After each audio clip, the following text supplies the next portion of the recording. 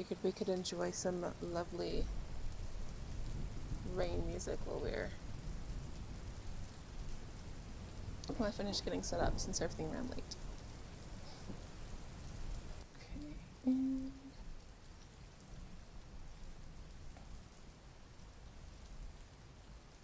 cool. Alright, we probably waited a while, long enough for people to get here. We'll see.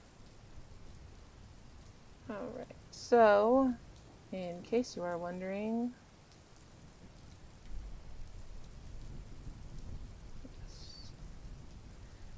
this is, oh jeez, I can't see. So this right here is what we're listening to. It's Stormy Nights, and you can't put, what are they called? Copyrights. You can't put copyrights on rain. It's just rain.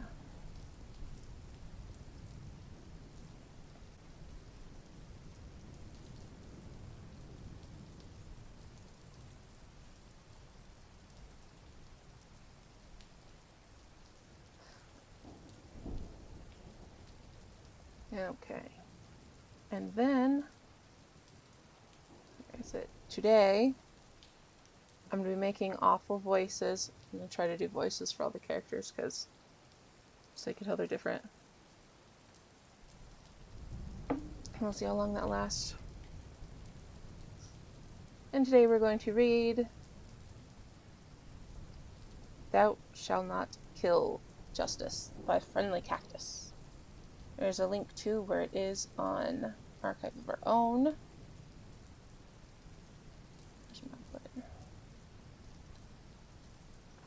This is where it is.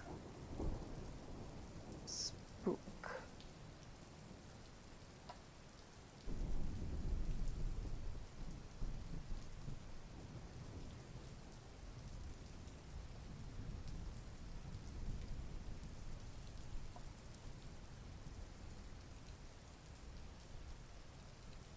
Okay.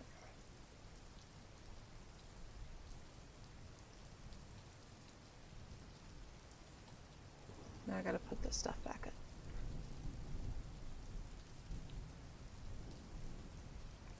up. Excuse me for a second while I clear my throat out all crazily.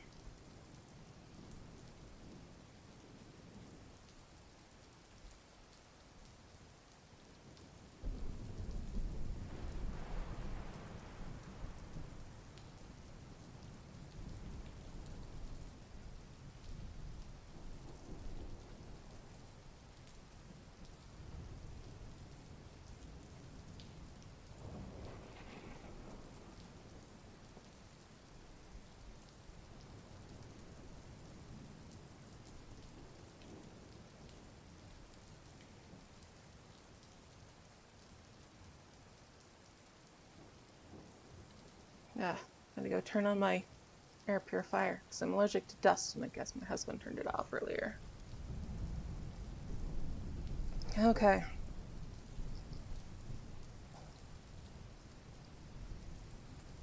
Where's the button?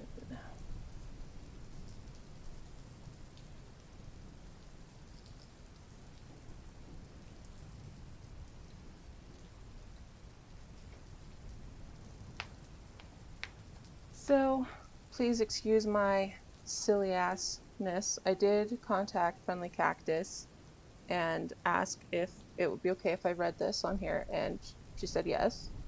So, even though it hasn't been updated since January 5th of last year, of 2020, I did get permission to read this.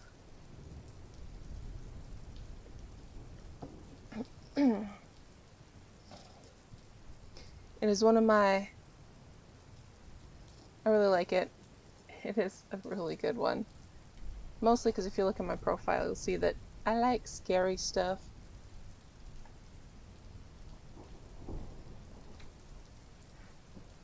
Okay. So.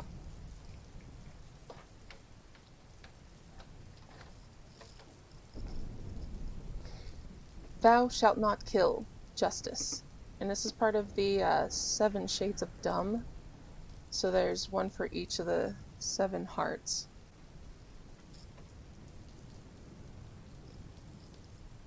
And it's a Horrortale Sans reader. And since this is just Horrortale, it's not a multiverse, his name is just Sans. You don't have to call him Axe.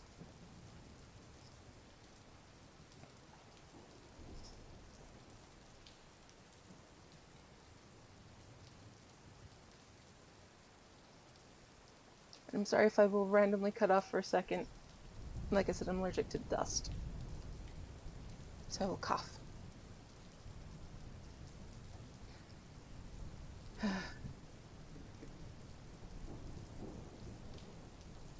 Shit, I forgot to warm up my voice. Okay, so I'm not sure how far we'll get in this, but we'll go through what we got. Thou shalt not kill. Justice by Friendly Cactus. Summary. Your ideas always sound brilliant in your head, for some reason. Sadly, you can't see their dumbness until they blow up in your face. That's you. He has a peaceful life now on the surface, but humans are mostly afraid of him. He doesn't care, but sometimes he feels lonely. So he pranks everyone like there's no tomorrow. That's Sans. You hate pranks. Sans loves pranks.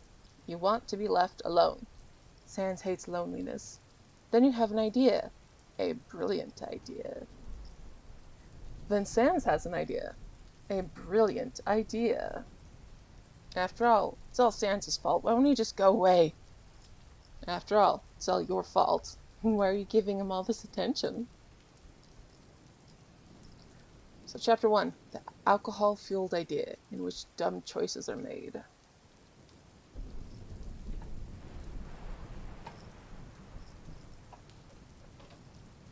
You were in hell. Knock, knock. There was only that explanation. Your sins finally crept on you while you were not looking, and the karma was out for your ass like there was no tomorrow. Okay, deep breath. Remember that you need this job. Money is good. Who's there? If only you could just grab a pen and stab him in his large red eyelight. Robin. Did monsters even bleed? You never stabbed one, so you didn't know. You planned on educating yourself on the matter really soon. Robin who? Robin you. Now give me the cash, cashier girl. Would anyone even notice if he went missing overnight? Ignoring him, you began scanning his products while he kept staring at you with his deranged smile, and you prayed that your false one stayed on without the help of stitches. Ketchup. Boot. Spaghetti. Boot. Ketchup. Boot. You noticed that one of your colleagues was headed straight for you until she saw who was in front of you, which caused her to steer for the vegetable aisle instead. Crossword puzzles. Boot. A woman with a child stopped at the entrance, gave a double take inside, and decided that the flower shop across the street was way more interesting. That child was probably going to eat roses and tulips that evening, and for the rest of the week as well. Catch up. A man ready to come and pay apparently decided at the last moment to help your colleague searching for the meaning of life in the vegetable aisle. The bane of your existence seemed oblivious to the effect he was having on the general public, and kept staring at your face like it was a map and he was searching for El Dorado. The first time he came in, it was an experience. Yep, you could call it that, an experience. You had wondered if your face had suddenly morphed into a TV screen airing his favorite show, but then you realized that he did that with everyone. The only difference was that other people were mostly terrified of him, so everyone gave him a wide berth, stranding you with the ungrateful job of interacting with him. Pork steaks. Toot! The staring was only one of the reasons why he pissed you off so much. He always left a mess of articles misplaced or thrown on the ground or glued to the ceiling. Cereals and liquid soap with boxes switched, all slippers somehow tinted pink, canned tuna that floated in the air like it was underwater, and so on. The only reason he was not banned from the store was that the cameras never actually caught him doing any of that stuff. Also, he always bought enough food to feed a pack of ravenous, and by now probably obese wolves. And the owners were chicken shits. Ketchup. Toot! Had he taken all their available ketchup again? Like he knew what you were thinking, he grabbed one of the many red bottles and drank it in front of you. Ew. Was your fake customer smile still on? Yes it was. Do you need a bag, sir? Or maybe 300? Nope, I was thinking of going back and forth from my home and this place, taking with me only one thing at a time. If a skeleton is dismembered, can it fit all in one bag? Maybe it was time to seriously start thinking about stitches. For him, or your smile, you were not yet sure. After all, in the past you stabbed someone's arm with a pencil for way less. After he paid, he proceeded to stash his groceries in the many bags you gave him, in the slowest way known to man and monster kind. After an indecent amount of time that no one was ever going to give you back, he finally headed for the exit, squeezing in one last look. Catch you up later this week, cashier girl. Catch you up later in hell. That evening you were going out to drink. Oh, yes, you deserved it. You were short on money, but that was not a problem that your black miniskirt and low-cut top weren't going to solve.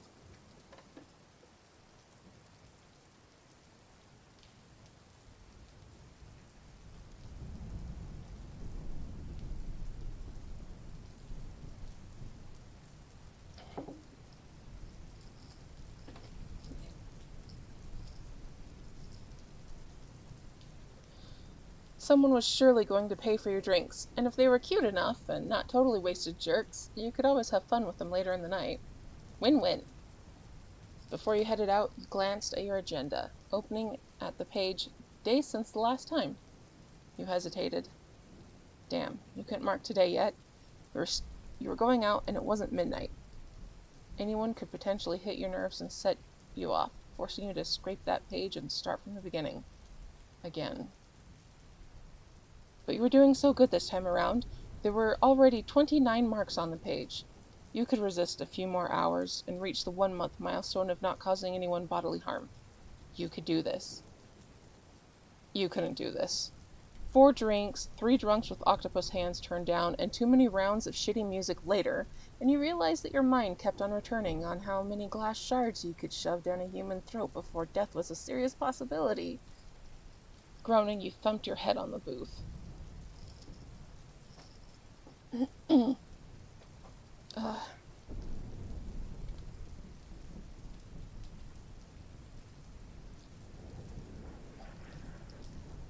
How your parents kept up with your shit through the years was a mystery to you.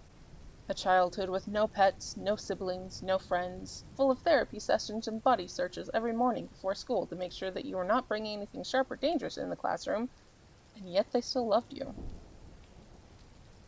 It was mainly for them that you insisted on trying to blend into society. You loved them, or, well, you cared for them how much someone like you was able to. You're not a psychopath in the strictest sense of the word. You had feelings. Kinda. Sometimes. You just had a very, very hard time restraining yourself. You could be talking with someone about the weather, and in the next moment stabbing their hand with a pen because the way they were tapping on the table was getting on your nerves. It was not like you woke up in the morning thinking about how much you hated humanity and how many ways there were to hurt others. You just had no filters between your brain and your actions. But you were getting better. Most of the time, you could pass for a normal human without anyone giving you weird glances.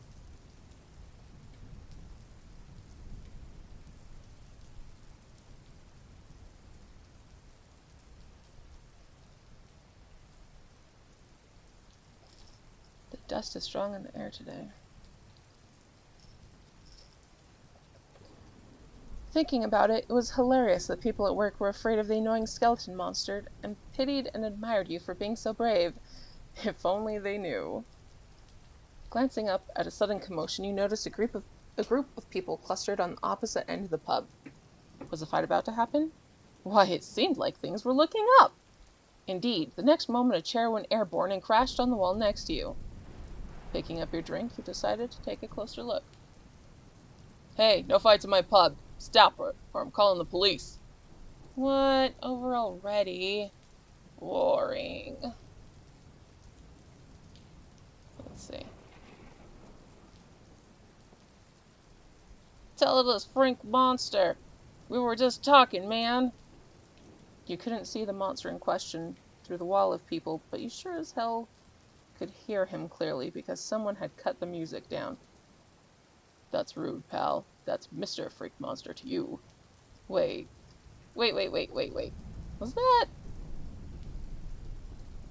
I thought using magic to throw a chair at me. I could be dead, man. Pity my aim is not the same as before, then. You are insulting him, someone else piped up. I heard you make racist comments. You can't speak like that and then be angry if someone throws a chair at you.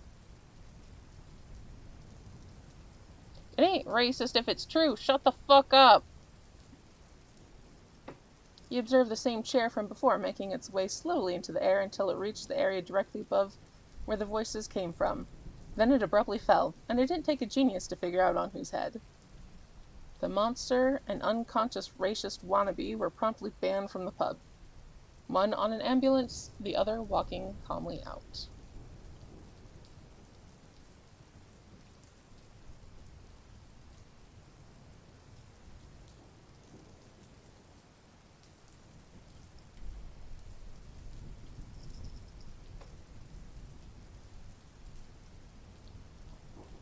Everyone parted to let him pass, and he confirmed that, yep, it was the annoying skeleton. Seeing him exiting, your head was suddenly struck with the thought that you had no idea where he lived. It couldn't be too far away. The guy looked like he just rolled out of bed and went to the pub without changing. He was in slippers, for crying out loud. Maybe you could follow him. If you knew his address, you were not sure what you could do with that information yet, but it was a shame letting an occasion such as this go to waste. Maybe you could find a way to make him stop coming to your workplace. The 4 drinks in your system told you that this was a brilliant idea. Wait, maybe you could kill them in the dark without anyone the wiser. Your cell phone informed you that it was past midnight, so it was perfect. You had already beaten your record, so off you went, following the magic skeleton monster alone in the night. You're right, he didn't live far. He was just so damn slow. What did you think this was a good idea? By the time you stopped in front of a house, you had already lost all of the alcohol-fueled enthusiasm that pushed you to begin with, and were only following at a distance out of curiosity. Following someone at night is creepy, pal. Why don't you come out and say what you want? Keeping still behind the dumpster that was covering you, you slowly blinked, stupefied. Ah, he noticed you. That was new. You were usually pretty good at skulking in the shadows. Was he going to come and get you? Maybe it was not too late to get some action after all.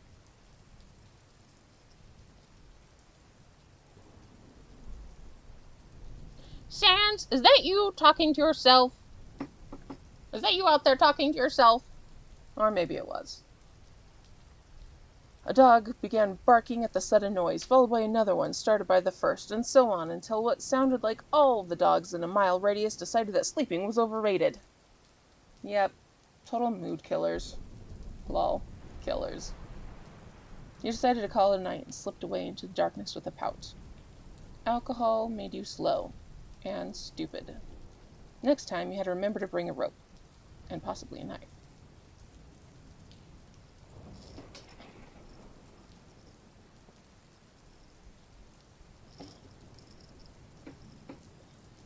The next morning you were regretting every action that led to your present existence, from the night your parents forgot their condom to your idiotic life decisions. Your head felt like a metal band was having a rave party inside your skull. Your stomach had already made known its displeasure with you twice, and the deep shadows under your eyes made you seem like a vampire, or a professional boxer. Work was slow and boring. But you didn't care. You had other things on your mind. Yesterday night had been a close call. You followed a stranger at night while drunk and alone.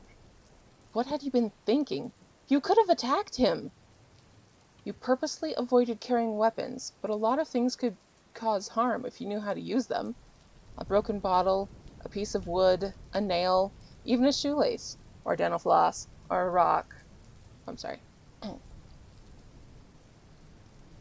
That was it. No more drinks for you. Your parents didn't deserve to receive a call from the police informing them that their only daughter was going to spend her life in prison for murder. Knock, knock. What the? He looked up. It was him. For a moment, you were at a loss for words. What was he doing here after only a day? Only yesterday he bought half the store. Who's there? Following. Following who? Following me, were you? Oh, fuck. And if you wanted to go visit the author on Tumblr, that is the place. And if you wanted to give some support on Ko-fi, right there. Okay.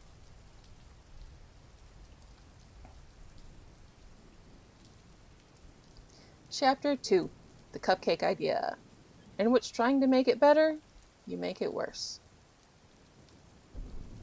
Following me, were you? Busted. How did he see you, though? You were always behind him, and he never turned around. Oh well, he probably used magic or some monster voodoo shit to help him see creeps stalking him in the dark, so there's no reason to lie to him. But you were curious. Yes, how did you know it was me? And you were totally not asking that for future times that were definitely not going to happen at all. You're sent. Was that a kind way of saying you stank? Well, I was drunk and curious. Emphasis on drunk. I also sort of wanted to kill you. Wait, I'm at work, I can't say that. I also wanted to kill you. What the hell, brain? The skeleton monster took your traitorous mind's confession pretty well, though. And by that, you meant he didn't change expression at all. His hands stayed in his pockets instead of relocating themselves anywhere on your person in self-defense or revenge, and his feet didn't make a step in any direction that would help him make a fast retreat or a swift attack. Alright. Why? He asked, in what to your ear sounded like a neutral tone, which for him meant low and, I smoke a pack every hour and they call me to dub the psycho in every horror video game. I hope you enjoyed my attempt at that voice. The dust helped.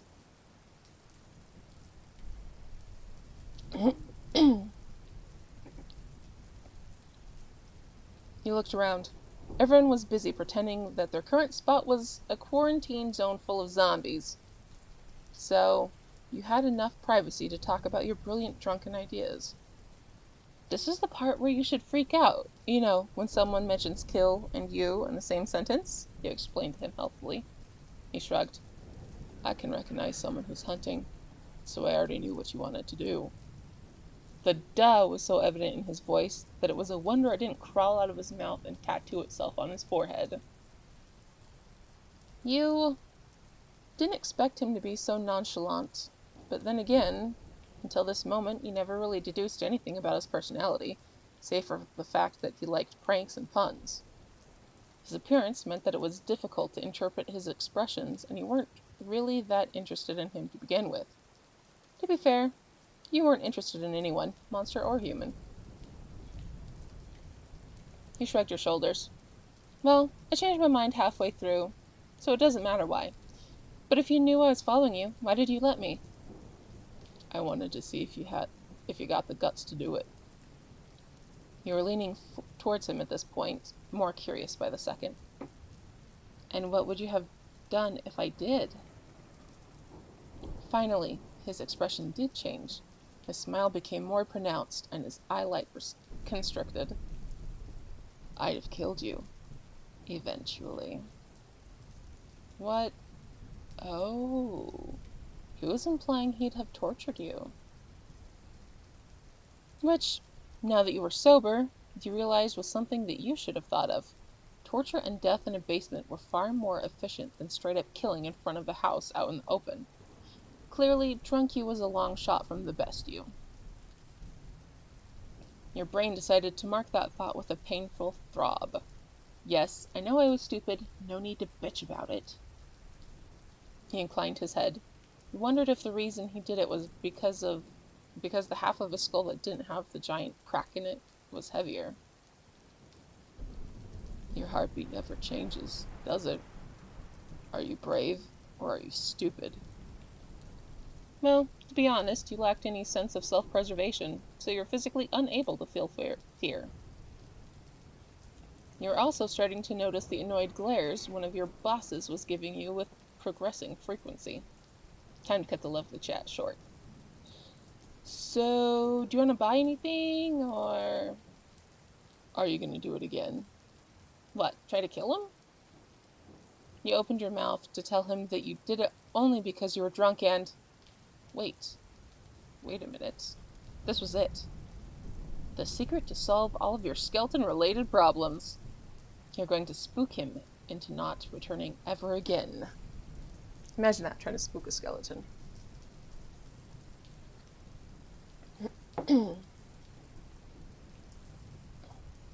You plastered your best fake smile on your face.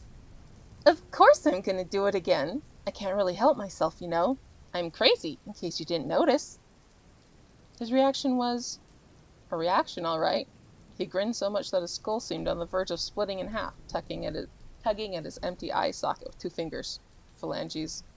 Whatever skeleton monster fingers were called. Lovely. You're crazy? He nodded.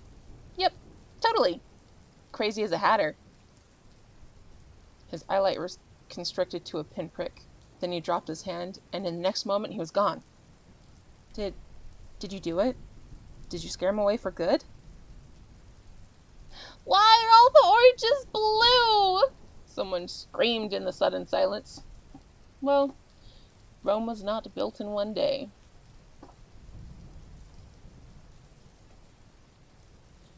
You finished the final touches on your special cupcake. There, now it was perfect. Only because you failed the first attempt. It didn't mean that you were going to give up. You just had to play the crazy card hard enough to make sure that he'd want to avoid you, like a supermodel on a vegetarian diet avoids a double cheeseburger. It had been 4 days, and the skeleton had yet to be seen. Usually he came in 2 times a week, so if he didn't come even today, it meant that you had already succeeded, but you were far from being that optimistic. Sure enough, he came right at the end of your shift. Knock knock, he said before he could. He paused for a moment, then humored you. Who's there? Sent for who? Present for you! He deadpanned you. The frickin' skeleton with a permanent smile on his face deadpanned you.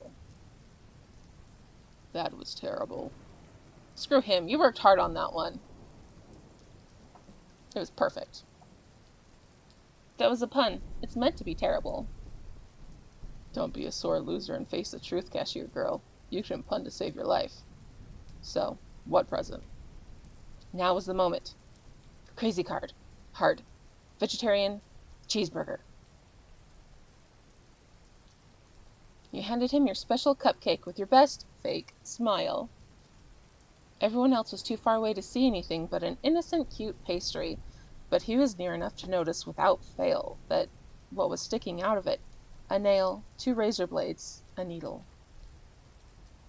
He could either refuse politely and go away thinking how much of a nutjob you were, or he could attack you for trying to kill him again and get banned from the store. Either way he went with his reaction, you were an absolute genius. Crunch. What? No. Munch. He was eating it? She stared at him in stunned silence while he ate the cupcake of death and everything inside it like there was nothing wrong with it or the world in general. Next, you searched his body language for signs of impending death. A stomach ache. A blade stuck between his teeth. Anything. And you only found a grinning monster. Pearly white teeth, stomach, did he even have one? In perfect conditions. And pretty much alive. Did you like it? You asked at last, not knowing what else to say that wasn't a variant of, "What the fuck, dude?" "Thanks, kid. That was really sweet of you." The pun totally flew over your head. "You're welcome, sir?" "You know, I was never comfortable being called sir. It's just not me. I'm Sans. Sans the skeleton." He offered you his hand. You stared at it like it was an alien white bony thing mocking you. Oh wait, it was. Was the guy you risked more or less intentionally to kill twice, trying to spook him away from your life, suggesting that he wanted to be on a first-name basis with you? Yes. Yes, he was. Was that a buzzer on his hand? Yes. Yes, it was. Was he trying to intimidate you? Too bad for him. There was always a child that never learned that fire burns and forks should never be shoved into sockets, and you were that child. You took it anyway. You didn't react while a painful shock traveled up your arm, and you couldn't tell if Sans was disappointed or happy with you. Hard to tell when all you had to work with was an unhinged smile. You didn't bother telling him your name since it was on the tag on your work uniform and he never used it. You had a feeling you were and would always be cashier girl to him. That day marked the beginning of a new era for you. But this is going to blow up in my face and I don't know it yet era. Trying to scare Horrortale Sans by giving him free food. I mean, I can totally see it working, right? Totally? Yes, for real, always. Alright. Give me just a second before we start the next chapter.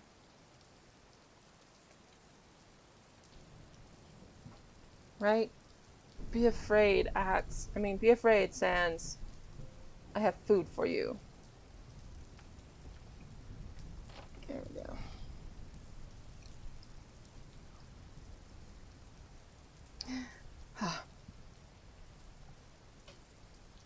The reverse of this chapter is one of my favorites because you can see his point of view.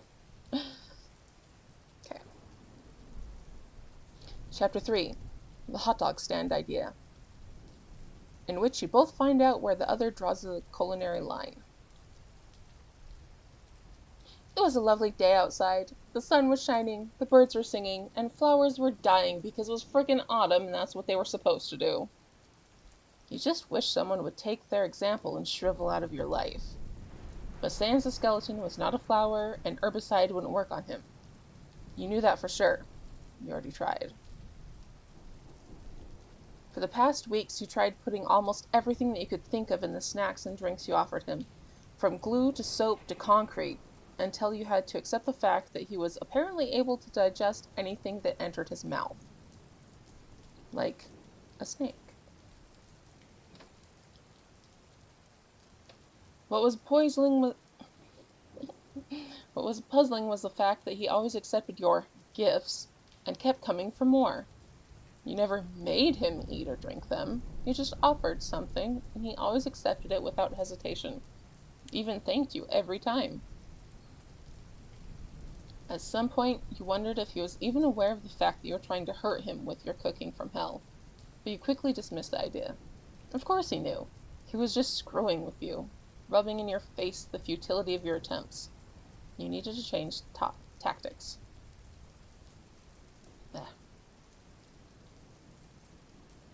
That was why you were at the park, walking on the grass and dodging dogs and children.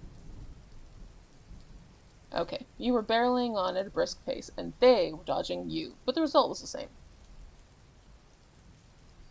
You were heading towards the hot dog stand, not because you wanted one, you kind of did, but because you knew that Sans, in certain days, worked there. You knew that, not because you were a stalker, you kind of were, but because he told you. Sure enough, he was there, sleeping with his face planted on the stand. A bird was perched on top of his skull, and a squirrel was sniffing at the crumbs scattered all around the sleeping bag of bones.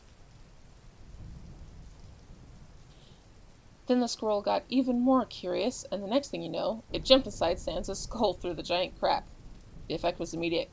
Sans shot up abruptly, exclaiming a series of profanities while he tried to get it out.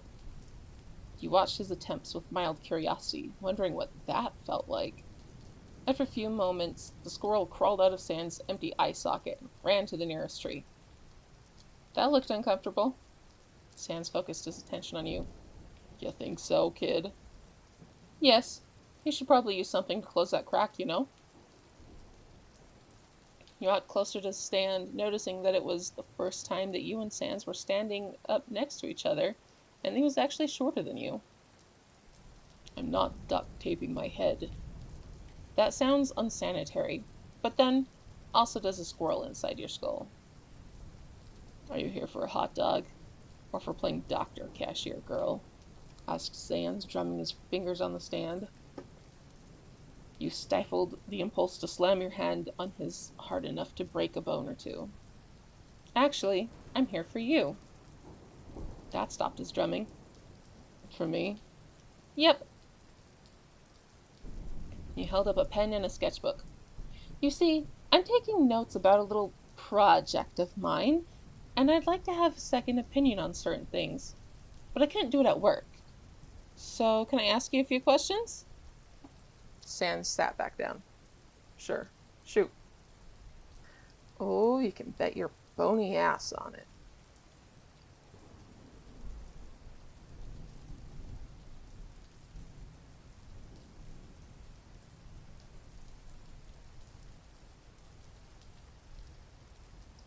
Okay, so, if you're going to kidnap someone, would you keep them in the basement or in a shed in the woods? You asked cheerfully. There. That would surely give him pause. Your new plan was simple. Ask him a very long list of disturbing and suspicious questions, possibly invading his personal space and giving no indication of why you wanted to know these things. That was surely going to creep him out and make him realize that he needed to stay away from you. Sans replied without hesitation, though. That depends on if you want to torture them or not. The screams can get pretty loud. You furrowed your eyebrows. But the place can be soundproofed. Yep, and then you have a professional ready to point the police your way, because right before the poor sap went missing, you had your basement soundproofed by him. Unless you do it yourself with foam and egg cartons and receive a morning visit by your neighbors because they heard a pig shriek from your place.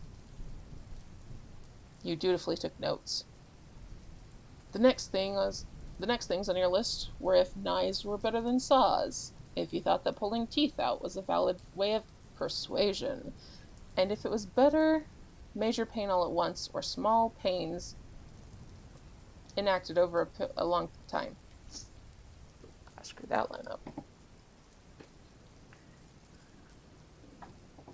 And if it was better for major pain all at once or small pains enacted over a long time. He answered all of them, and before you knew it, you were actually eager to know his answers so you could confront your opinions. Now it's my turn to ask you something, cashier girl. You looked up from your list. At some point you ended up sitting on the stand with your legs crossed, while he had his head propped on his hand and his elbow next to your knee. Had he reached his limit? Was he going to ask you why you were interested in these creepy things? If you were asking because you wanted to do them? If you were out of your mind? If you should call the police? Sure, what is it? Yes, you knew this plan was going to work. Ketchup or mustard? What? What? You echoed your thoughts out loud. On your hot dog, ketchup or mustard? You stared at him for maybe a whole 5 minutes, feeling your happy bubble slowly emptying itself out like an old sad balloon after an intimate encounter with a porcupine. He waited patiently while you had your existential crisis on top of his stand. Finally, you accepted your failure as a possessor of amazing planning skills and at life in general, and sighed.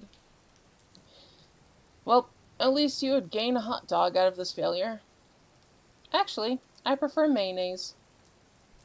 He raises his head from his palm, running his eyelight up and down your form with what almost seemed like disgust. I'm judging you. Oh, come on. Literal weeks of feeding him dangerous garbage, and what finally got a negative reaction out of him was fucking mayonnaise? Bite me. I love mayonnaise. I would marry it if it was legal. So make sure to pour a big, fat, and dripping helping of it all over my hot dog. You will not get between us and our love story.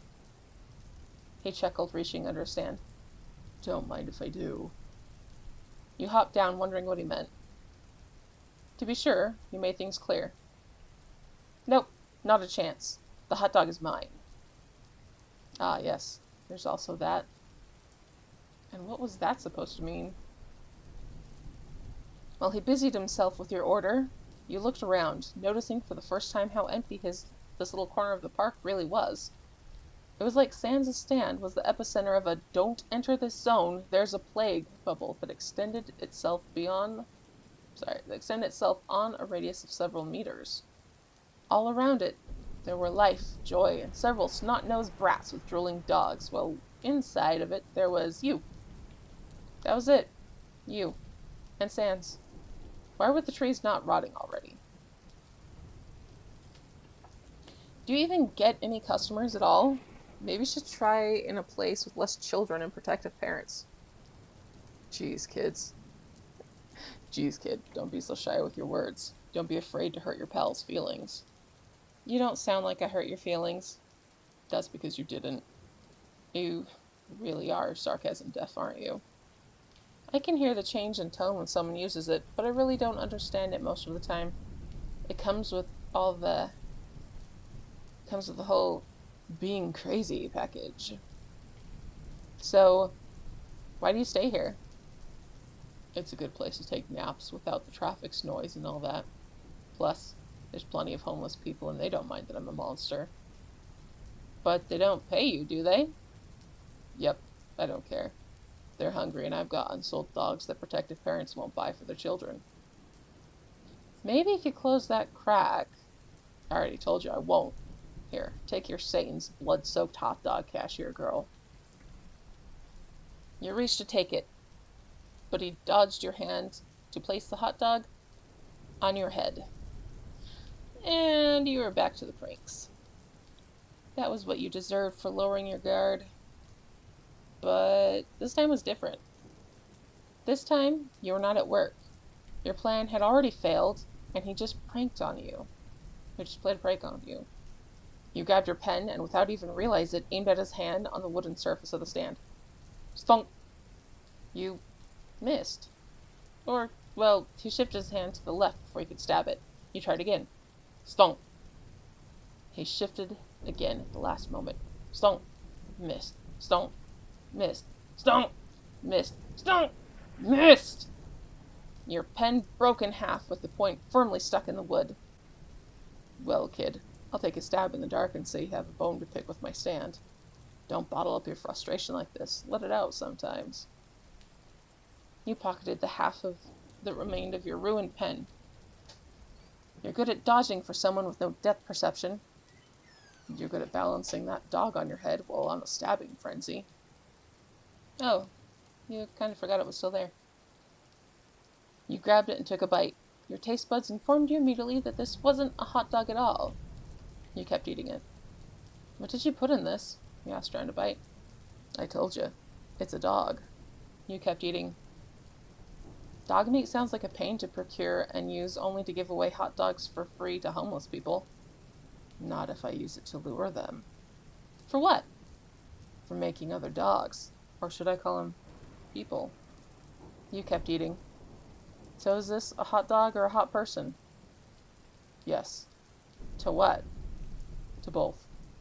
There's both dog and person? Yep, there's a hot dog and a hot person in front of me right now. You kept eating. This doesn't taste like meat at all. Sans chuckled. Just kidding, cashier girl. It's a plant called water sausage. You paused before your next bite. So, you're saying that this is a vegetarian hot dog? Yes. You lowered it. You can't promise me meat and then feed me a plant. What the hell, dude? That's what finally bothers you. I can't believe I paid for this. You didn't. That's false advertising. I hope an entire family of squirrels makes a nest inside your unduct-taped head, you declared before putting down what remained of your hot plant and stomping away, full of indignation, followed by Sans' low chuckle. Behind you, he took the uneaten piece and finished it in a single bite. Ah, give me just a second to clear my throat again.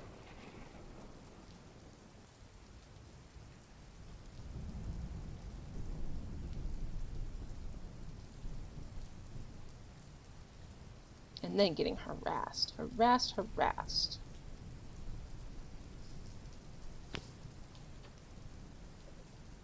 Okay. Now, to Chapter 4.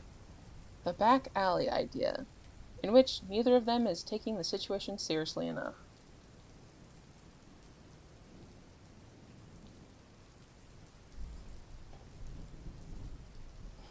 Yay. It was clear since the very moment you woke up that it was going to be a horrible day. First, you woke up in a pool of blood. Period blood. Okay, it was not really a pool, but it was enough to have already stained your panties, pajama pants, and bed sheets. Mumbling curses, you stripped and dumped everything in a basin filled with cold water. Next, you hunted inside your medicine cabinet, searching for a painkiller for the cramps. Of course, you were all out because you were a forgetting idiot, and the fact that you needed them every 4 weeks or so kept slipping out of your head. Same thing for tampons. So you exited your house in a hurry, pale as a sheet, with dark circles under your eyes, slightly bent forward because of cramps, and with your panties filled with paper towels.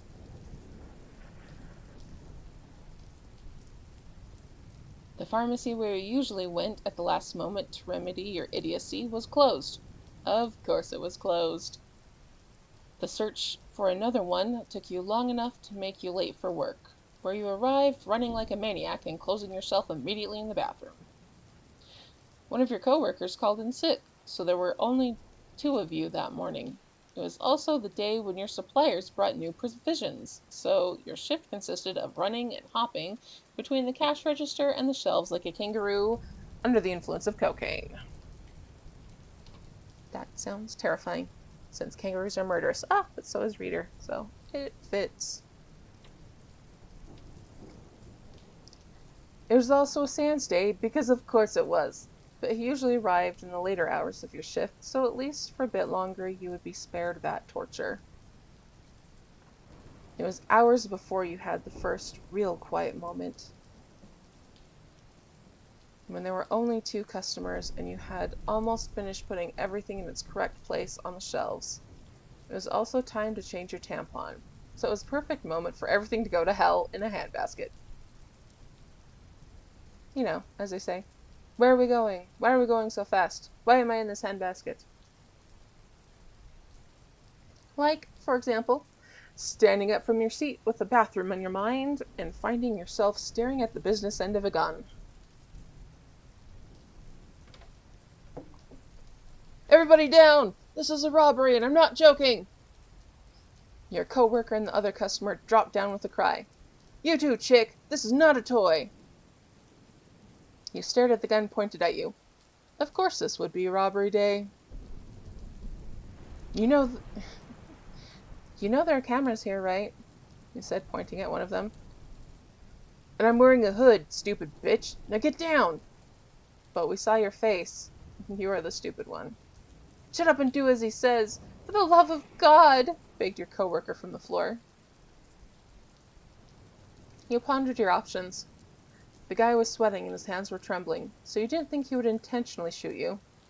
This fucker came in with robbery in mind, not murder. Still, he could always shoot you by accident, so probably trying to grab his gun was a bad idea. Well. Never gets boring around here, does it? That caught you by surprise. And that was the only reason why you were too slow and in the next moment found yourself with a robber behind your back, an arm around your throat, and a gun pointed at your temple. How the fuck did you get in here, freak? Stay away or I'll blow her brain up. Sans, who had appeared out of nowhere, shrugged, shifting his eyelight from the gun to your face. That would be bad, right, cashier girl? I don't know. We could be cracked skull buddies. I'm not sure I'd like to be buddies with a gross human with brains splattered everywhere. You're just jealous, because the bullet would exit from the other side and I'd have 2 cracks instead of a lousy one like you. Shut up, both of you! Screamed the son of a bitch right in your ear, pressing the barrel harder on your temple. You sighed, annoyed. That was going to bruise. Now, you skeleton trash, disappear the same way you came in. I just want the cash, so no one has to get hurt. Sans inclined his head. Funny thing to say with a gun to someone, pal. Funny thing to say with a gun pointed at someone, pal. He's not going to shoot, you said, rolling your eyes. Sans lifted his head. Oh, it's too far away.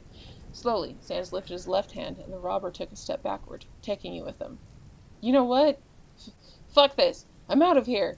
If I'd known a monster was going to show up. He started backing towards the exit. Hey, dickhead, I'm not a souvenir. If you're chickening out, let me go! Wait a minute, pal. You both stopped in your tracks. Sans' eyelights were no longer on your face, but it was pointed downward. It was like he was looking at... Why is there blood on your pants, cashier girl? Are you wounded? What? No. Fuck no. Was this shitty day ever going to end? Behind you, the robber began laughing nervously. Oh my god, this is just not your day, chick. Fucking tell me something I don't know. What shit luck, taken hostage, and during your period, too. What's a period? Can we not talk about my body fluids right now? Or ever? Just go, chick. This was a shit day for everyone. Go out with your freak boyfriend and make yourself sweet cocoa or whatever it is that you women do on these days. Bye! With that, he shoved you hard and sprinted out of the supermarket. Son of a... Oh, no you don't! Come back here, you son of a bitch! You screamed as you ran after him. You lost him after 5 blocks. Motherfucker was fast and you were not in your top condition to begin with. Breathing hard, you were about to head back when you heard the noise of something heavy falling down from the back alley. Was he hiding in there? Looking down, you spotted an empty bottle on the ground, so you picked it up. You approached the corner slowly. It peeked around it. So you approached the corner slowly and, peeking around it, you confirmed that indeed it was the chicken shit next to a fallen garbage can with his back turned to you. Taking aim, you threw the bottle at him, hitting him square in the head. He fell down like a sack of potatoes. Now, what to do with him? Your phone started ringing in your pocket. It was your coworker. Hello? Where are you? Are you crazy running after an armed man? I called the police already. Come back, You hung up. Fuck, she called the cops. Now they're gonna question you for hours. Guess I have to bring this sack of shit back then. Need a hand? Startled, you turned around, only to find Sans casually leaning against the wall. You looked from him to the fallen robber. He looked pretty heavy. I guess. Good. You can find it at the end of your arm. You mean like this? You asked, showing him your middle finger. Rude. Bite me. Left my ketchup at home. Rolling your eyes, you walked towards the unconscious man. What a stupid face. Next time, try robbing a chicken coop, you said, kicking him. I'm not killing you, only because I hope you'll be cellmates with a professional wrestler named Mr. Oh my god, fresh meat, let me put on my special occasion underwear. You kicked him again. That's right, that's gonna be his name, and you're gonna be his teddy bear. Again. Enjoy your new life, asshole, he said with a final kick. Then you crouched down and picked up his legs. You started walking backward, dragging him, but by the time you made it to where Sans was, you were sweating bullets. The grinning fucker was watching you with crossed arms. Maybe waiting for the next advent of Jesus or something. You know what the thief said to the cop. Up yours! What is it, cashier girl? Am I robbing you of your patience? I'm gonna kill you tonight. Well, you sure know how to kill the mood. I'm also going to bring your skull to the park and make sure that the squirrels have a nice cozy nest for the winter. Tell me, did it hurt? What? When you fell. What are you... Fuck! You said, falling on your ass after stumbling on another empty bottle. Sam started laughing. You stood up and dusted your backside. That's it. I'm out. Bring the motherfucker back by yourself or leave him here. I don't fucking care. You stomped out of the alley, followed by Sansa's laughter. Fuck this fucking day. And anyone who's ever watched retarded animal babies, fuck this fucking fucker.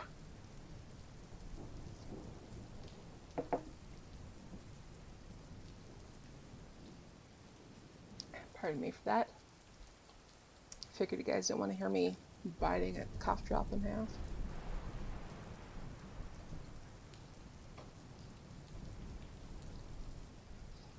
As you thought, it took hours before everything was sorted out. The police questioned everyone, took the camera recordings, and finally arrested the robber after they found him in the alley with Sans sitting on him. When you were finally able to leave, it was already dark outside, and you were ready to reach your home and faceplant on your bed without even changing. Fuck, now that you thought of it, you had to scrape your page and start again on a new one in your Day Since Last Time diary. Also, before you did any of that, you had to figure out how to deal with your current shadow. You looked at Sans in frustration while he lazily walked beside you on the way back to your apartment. Is there a reason why you are even here? He suddenly stopped. Actually, yes. You stopped as well, puzzled. He seemed strangely serious, or, well, as serious as someone with a permanent grin on his face was going to be. Tell me, cashier girl. His red eyelight was staring at your face with an intensity that was starting to get strange. What is it, period? You blinked.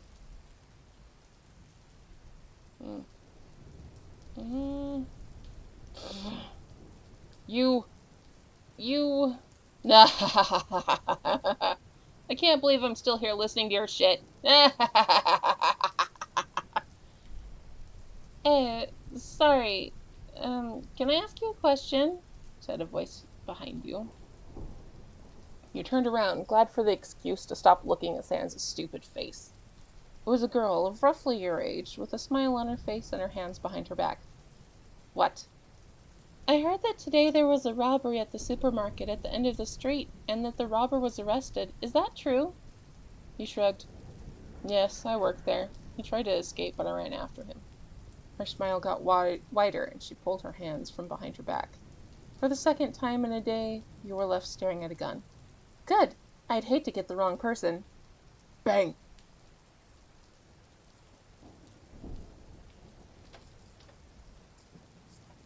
This says cliffhanger, but since we're reading this after the fact, it is not.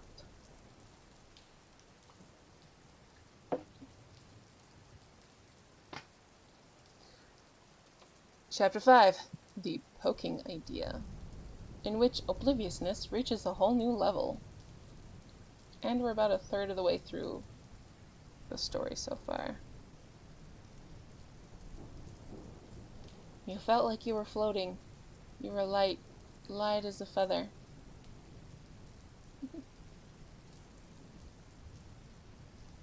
And all around you there were clouds and birds. Fuck, you were high. Did you go out drinking last night? Did someone put some strange pill in your drink? Had you beaten them to a bloody pulp and then fallen asleep under a bench somewhere? While you were pondering if you should open your eyes or go back to sleep, hushed voices floated your way. Still asleep. Highly sedated. Violent. Mental condition. Little inhibition. Good girl. You went back to sleep. The next time you woke up, you were more coherent. Kinda. You were in a hospital bed. Needles were taped to your arm. The other one was in a plaster. This one, translation note, I know that people, especially in England, a plaster is a band-aid.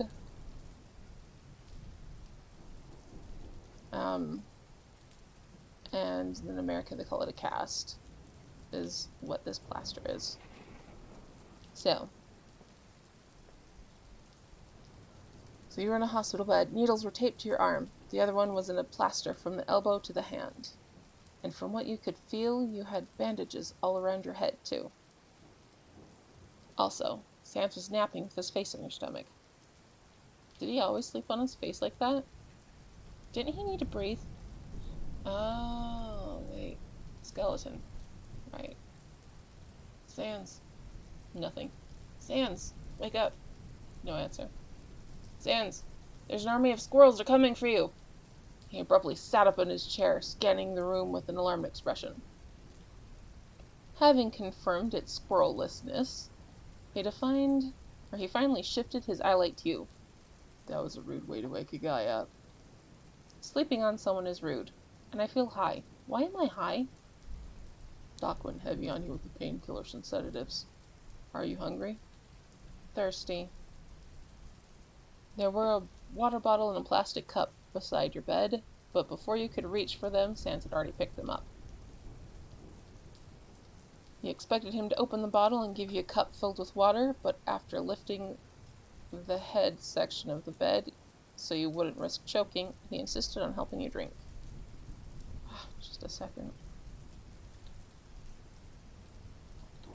Every night at 10:30, I have it so my display gets rid of the night filter. It just turns on a super insanely blue light. Kills me. Kills my eyes. But that's kind of my go-to-bed thing. Okay.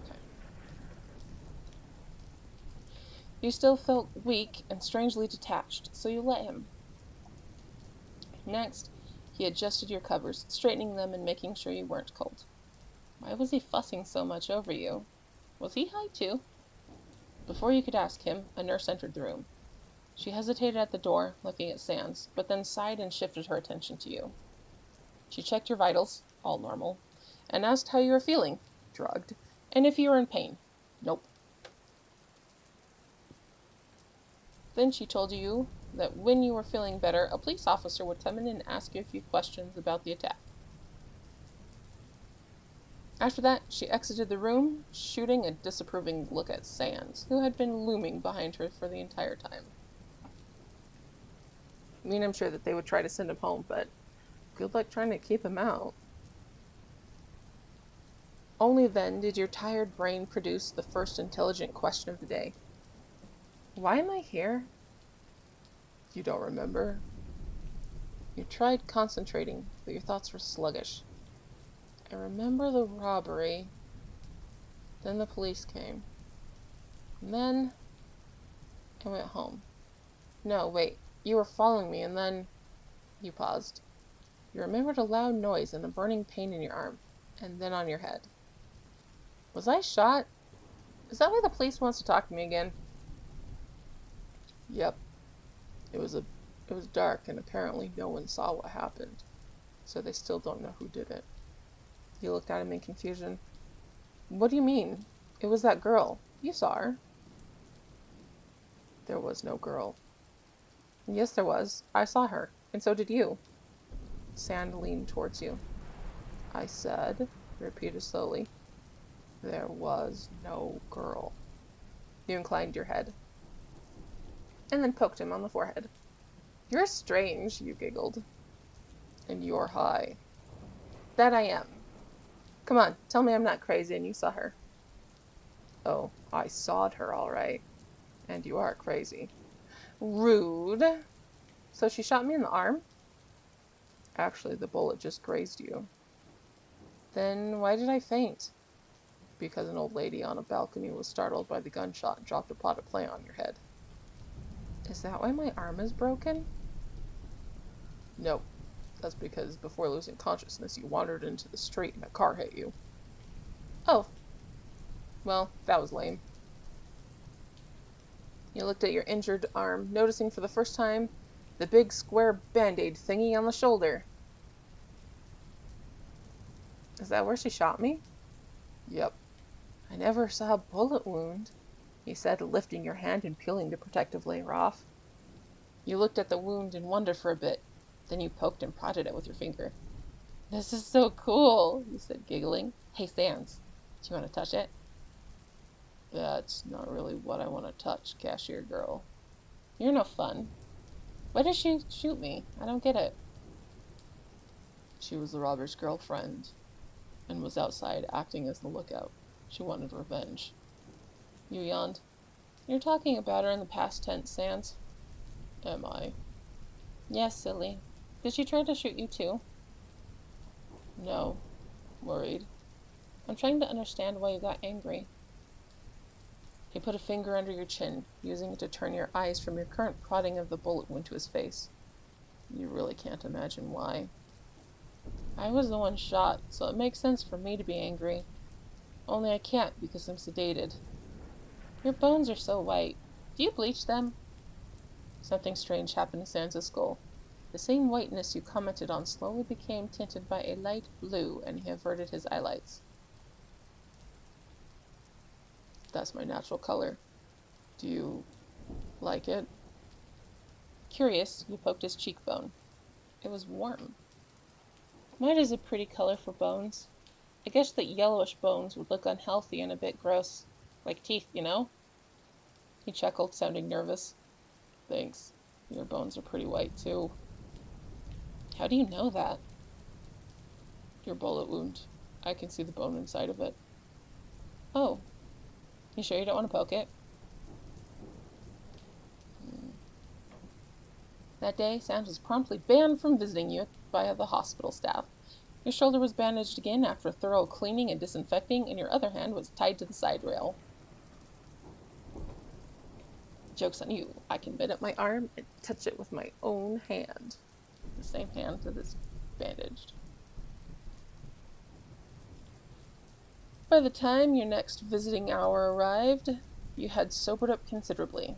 That meant that you were really starting to feel the pain from your various injuries, and that when you saw that your next visitors were your parents, you felt relieved that Sans was sticking to the ban.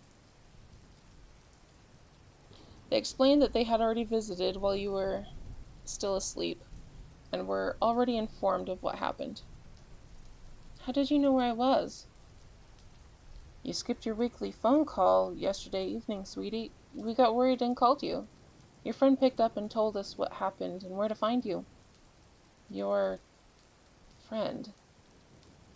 Wait, were they talking about Sans?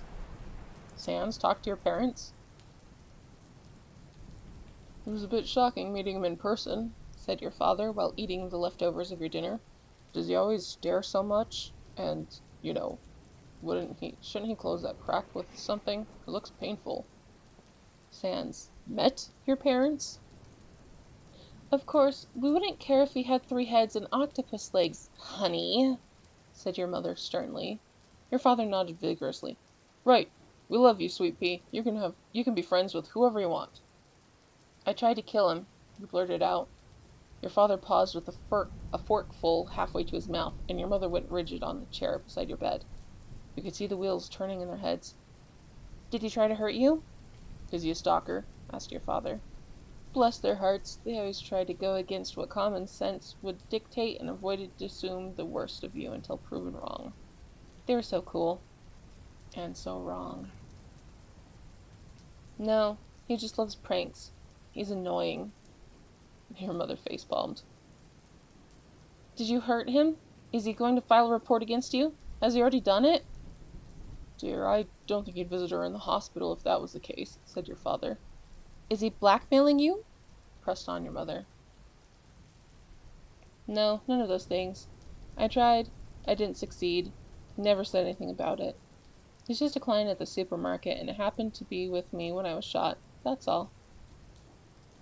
Are you going to keep doing it? You didn't know. Sweetie, is he your friend? Asked your father. He acted like he was. He was worried about you and cared enough to inform us and stay with you while we had to work today. Can we trust him? You thought about it. He never hurt me. That's not the same thing. You looked from one to the other. He's probably going to annoy me to death with his pranks and jokes, but he got angry when I was shot. With the person that shot me, I mean. That's good. That means he cares. Why would he care, though? Why don't you ask him, sweetie? Asked your father encouragingly. Maybe he just wants to be your friend. Why don't you give him a chance? If he turns out to be a good guy. I'll think about it. Good. Now, why don't you tell us all about how you managed to get hit by a bullet, a pot, and a car in only a minute?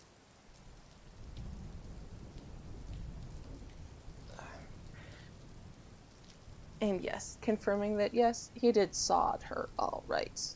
Sod her all right.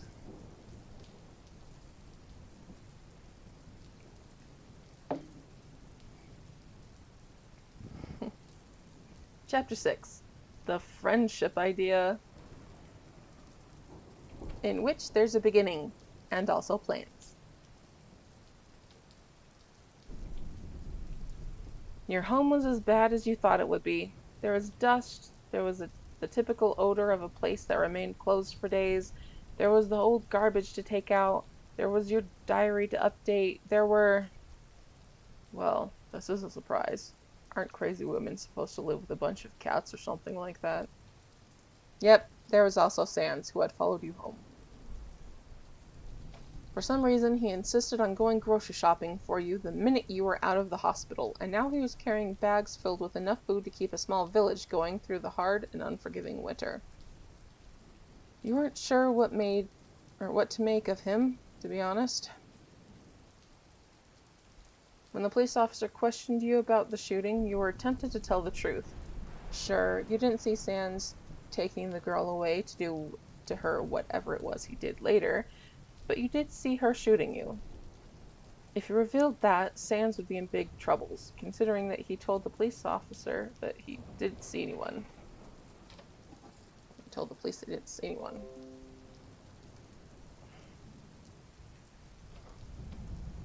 If he was arrested, he wouldn't be able to bother you anymore. It was tempting. But you promised your parents that you would think about becoming friends with him, and you couldn't do that if he was locked away in a dark cell. So you lied.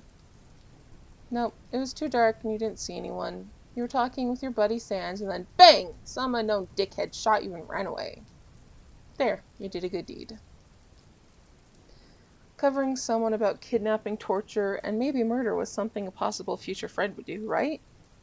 Even though he didn't share and took away revenge from you? Wait, did he do it to annoy you? Fortunately, your gaze fell on your diary. Right, no revenge. Revenge bad. Fuck, you were so bad at this. You shook your head and showed him the kitchen so he could put everything away. Crazy old women are supposed to live with cats. While crazy young women get to live in greenhouses. Green? Fuck, shit, fuck. Your plants. They went days without water. You hurried towards the sink, using your only working hand to fill the plastic bottle you kept for watering the army of plants you had in your apartment. Fuck!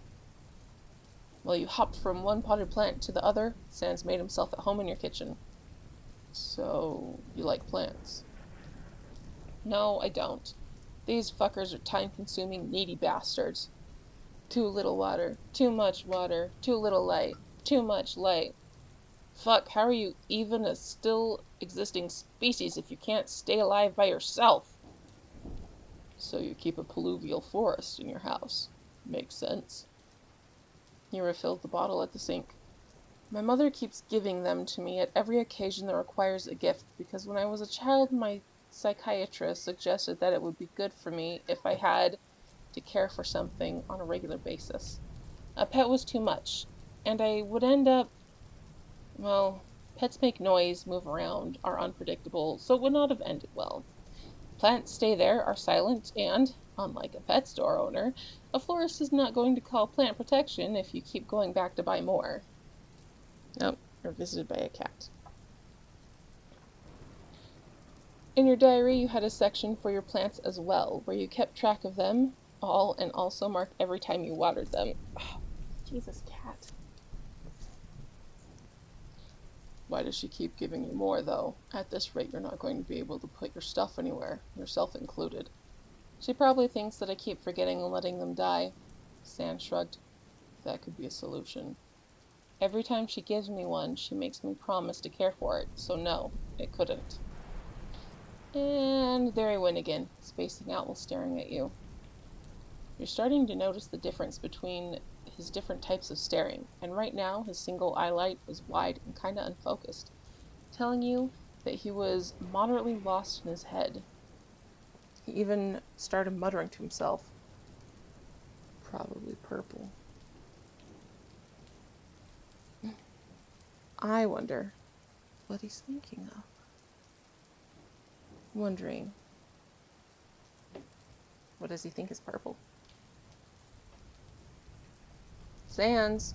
Earth the sands! Don't lose yourself in the darkness in front of me. It's creepy. Back away from the light at the end of the tunnel and come back to me, you said, snapping your fingers in front of his face. His eyelight constricted and refocused.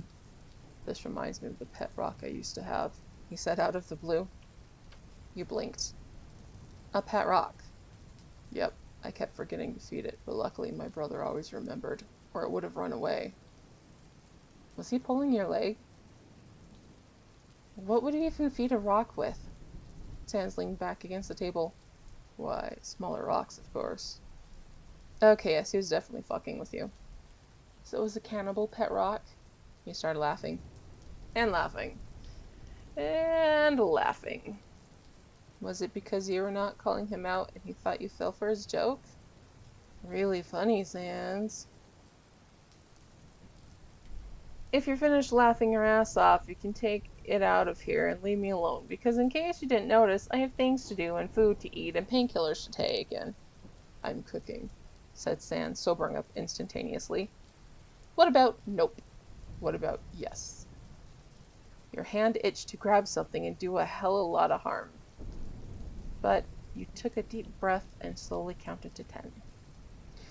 Your mind chose that moment to replay your father's words without permission. Maybe he just wants to be your friend. Why don't you give him a chance? You didn't particularly want a friend. You wanted to be left alone. Right? Fuck. Let's cook together. Properly. No pranks. You're going out of this house through the window. Our jokes allowed. If I say no, you're just going to make ones I don't understand. True enough. Roast assured. No pranks while we're cooking. Oil will be at my best behavior. You're already regretting everything.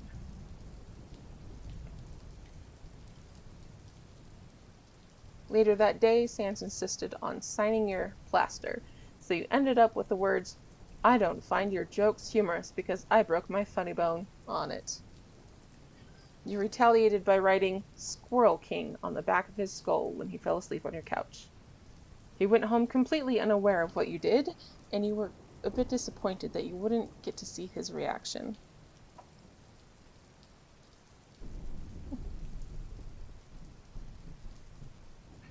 For the last time, Sans, you can't go around with such ridiculous words on your skull. Oh, this is gonna be fucked up.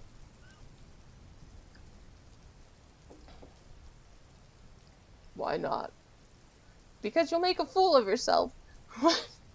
Oh, Jesus. What if it stains?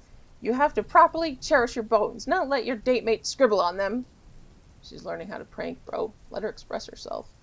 Baloney! Go wash your skull this instant, Sans! Okay, got it. With water! Okay. And soap! Okay. And a sponge! Okay. Now! Okay. Why are you still here? You didn't tell me where. In our bathroom, Sans! Okay, bro. It says don't let your date mate scribble on your skull, Sans. Yes, it is. Take care of yourself, Sans. Bad Sans. Sans goodness.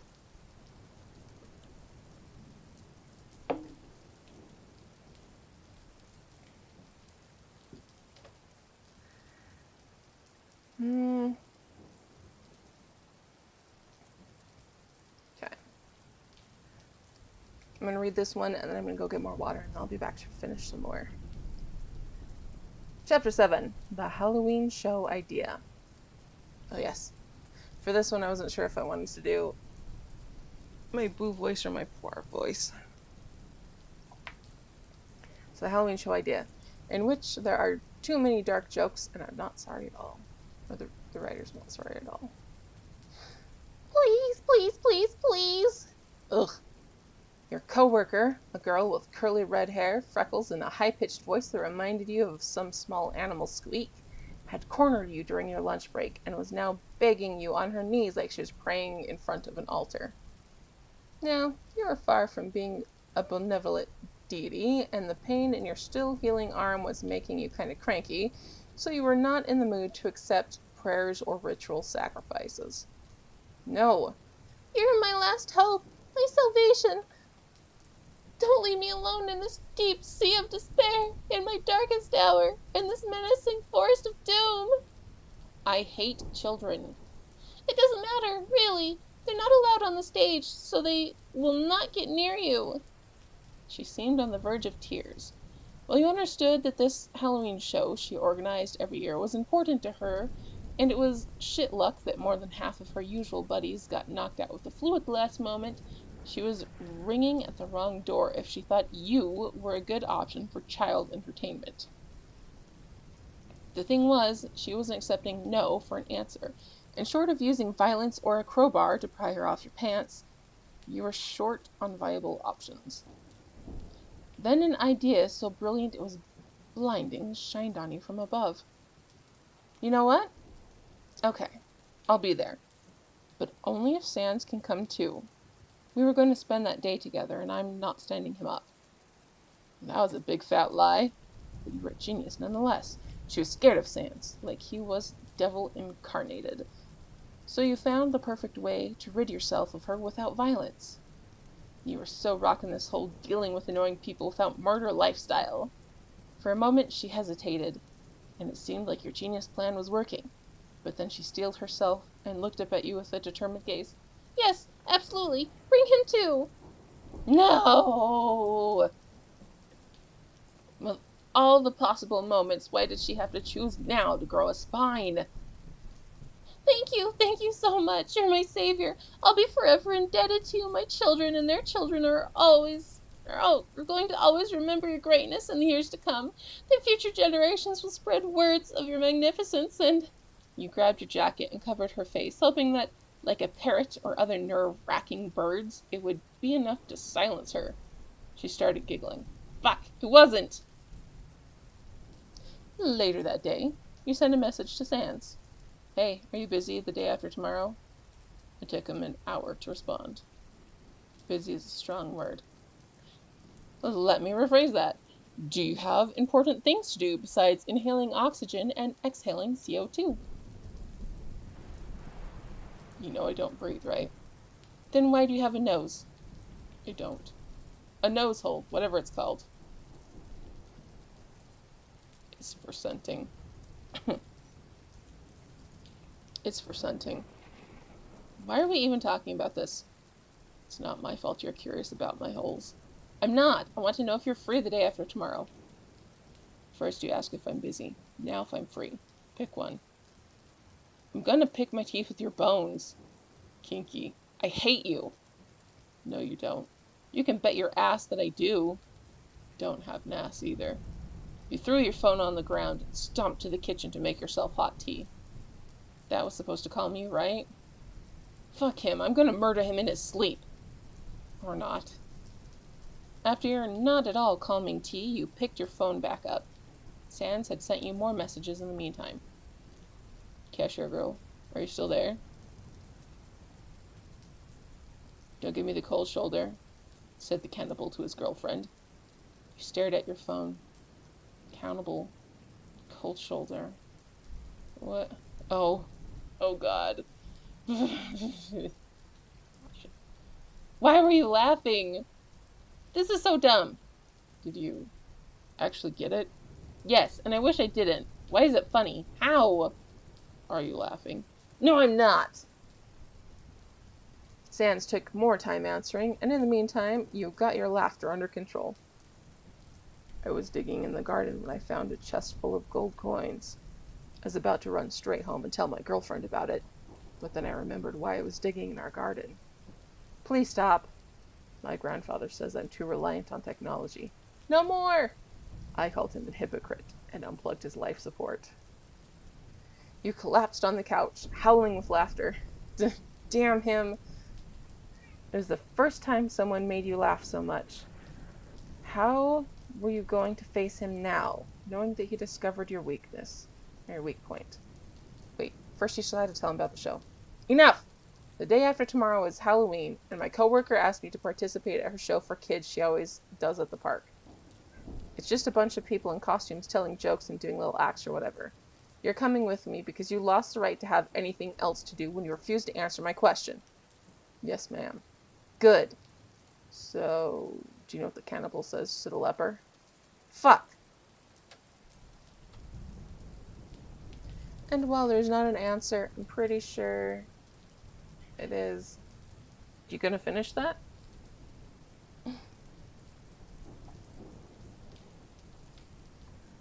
2 days later, at the park, you were going through an existential crisis.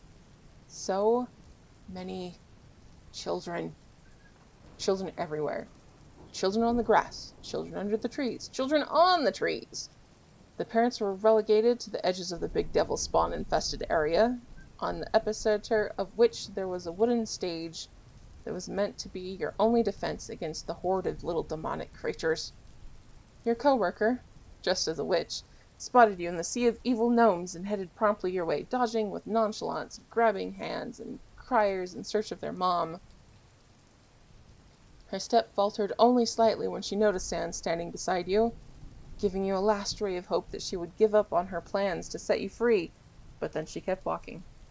Damn. I'm so happy you are both here. You really are lifesavers. Thank you so much. And look at your costumes. They're so costume-like. That they were. Sans was wearing his usual hoodie, only it was tattered and had red stains all over it, and he was carrying a big cleaver in his left hand. You decided to go as a zombie, so you took old clothes and roughed them up. Then you used makeup to make your face look gray, and you splattered your face with blood. The others were all dressed in soft variations of vampire, mummy, and witch, and you asked yourself if you too went overboard with the realism. Many children were looking at you with big eyes. Nope, totally nailed it. Squeak Voice Girl explained what was expected of you, which was getting on the stage and give candy to the children that answered the questions she gave you on a paper sheet that looked like old parchment. You looked at them and found what you expected, which was dumb questions like, what's the name of the monster that becomes a wolf on the nights of the full moon? It's Frankenstein. Shh. Fuck. Please, someone kill me now. Waiting for your turn was torture, but you and Sans found a spot to sit on the grass behind the stage. Sans immediately closed his eyes, but you shook him awake. If you were going to sit through this torment, so was he. Don't you dare nap, or I'm sticking twigs in your skull. He yawned and slumped his head on your shoulder. This is boring. We've got at least another half an hour to kill before we have to go up there. Let me sleep. Nope. Let's play a game. What game? What about top 3 things I hate in the world? Is that even a game? It is now. Also, if you're going to do this whole friendship thing right, you had to know things about Sans, right? Okay, let's start. My number 3 is children. Mine is playing games when I want to nap. Number 2 is pranks. Ouch. I guess mine is mayonnaise. You put your good arm around your knees, looking toward the stage without really seeing it. Number 1 is not understanding. It's frustrating. Number one is fish. Fish? Really? Yep. Don't ask. You are not ready for the story about Undyne. You weren't going to. Okay, now top three things I love. My number 3 is cooking. Mine is eating. Number 2 is mayonnaise. Mine is pranks. Number 1 is my parents. Number 1 is my brother. You stretched your legs. How much time has passed? Don't know. 5 minutes? Fuck! His hands lift his head from your shoulder. Are you cold? Nope. Are you?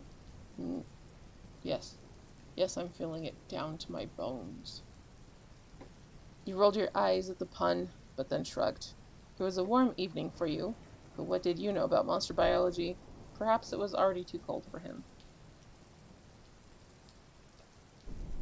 You couldn't give him any of your clothes because you only had a sweater over your bra. So you scooted behind him and wrapped your arms around his chest, being careful of your cast, and put your chin on his skull. It was way more physical contact than you were used to having outside of a bedroom. But you had to do things properly. Friends helped each other, and he was here because you asked him, so you were kinda in his debt. You're probably doing something right, because he relaxed completely in your arms. Better? Yep. You're warm. And you're bony. I'm a skeleton. Sans, are you purring? Nope.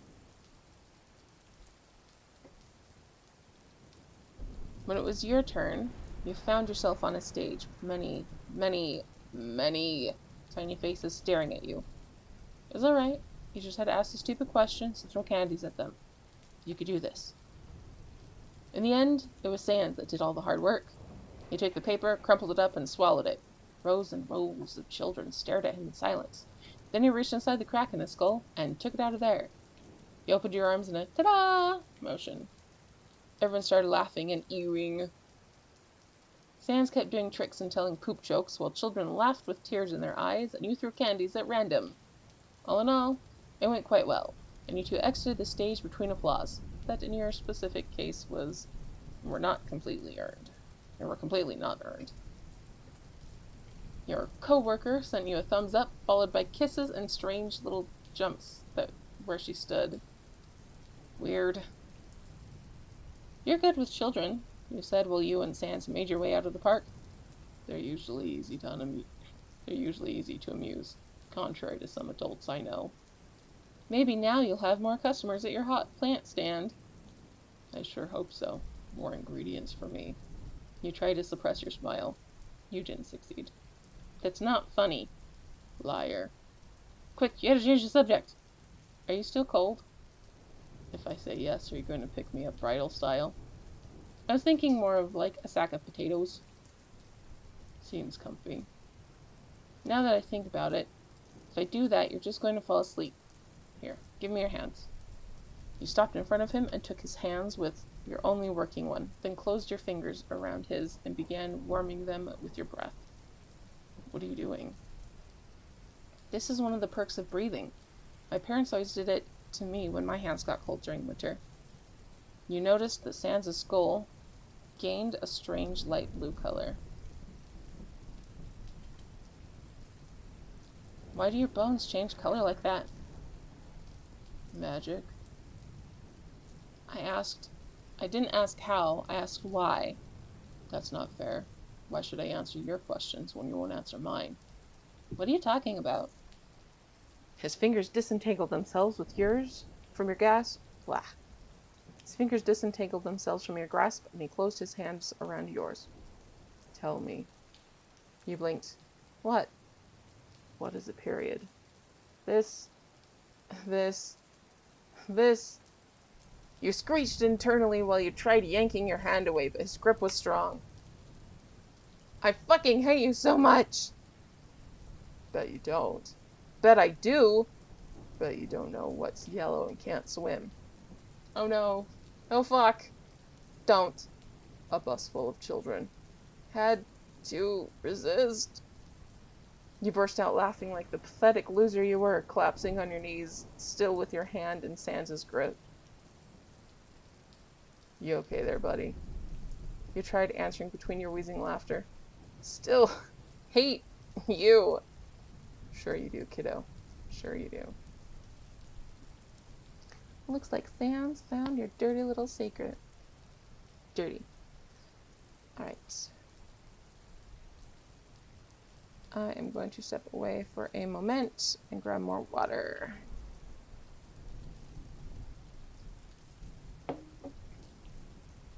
Since I've been reading for about 2 hours.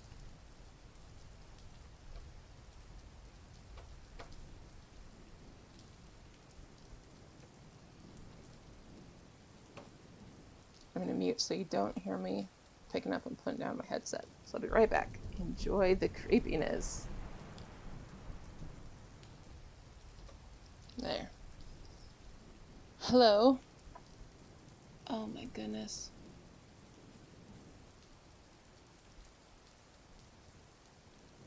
The words are so small. Hika Rumoka Ona. Ah. Awful. I'm sure I fucked up your name really bad. Hello, Hikaru.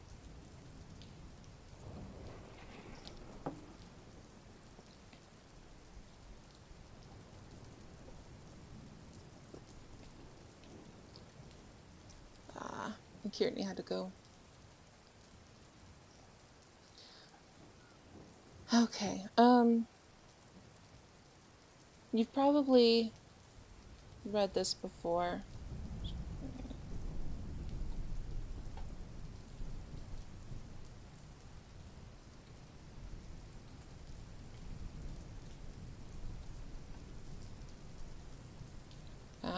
Because it came out 2 years ago, 2019 March.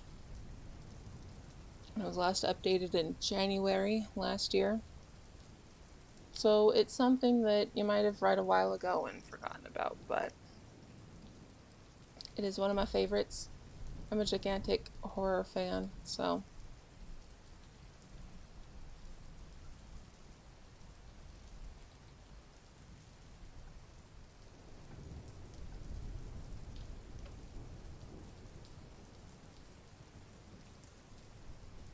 Right. Thou shalt not kill justice. Ta-da. Let me go back.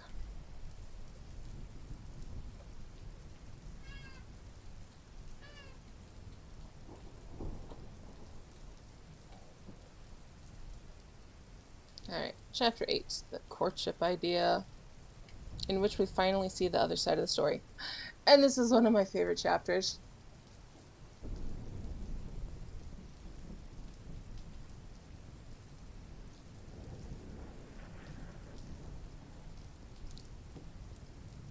Sans is so cute. Hello, cat.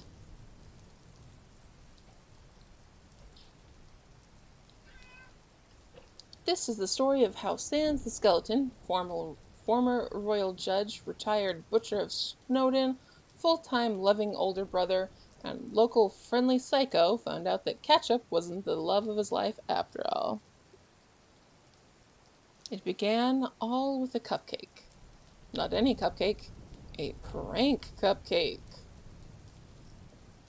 Food and prank all rolled in one small, cute, chocolate-decorated declaration of interest. The person giving him said cupcake was surprisingly a human. Now, humans were very strange and funny creatures. First of all, monsters came in all colors, sizes, and shapes, while humans all looked the same, like Temmies. Sure, if you squinted, you could see little differences like skin, hair, and eye color, or the fact that some humans were slightly taller than others. But that aside, they were almost impossible to tell apart by physical appearance alone.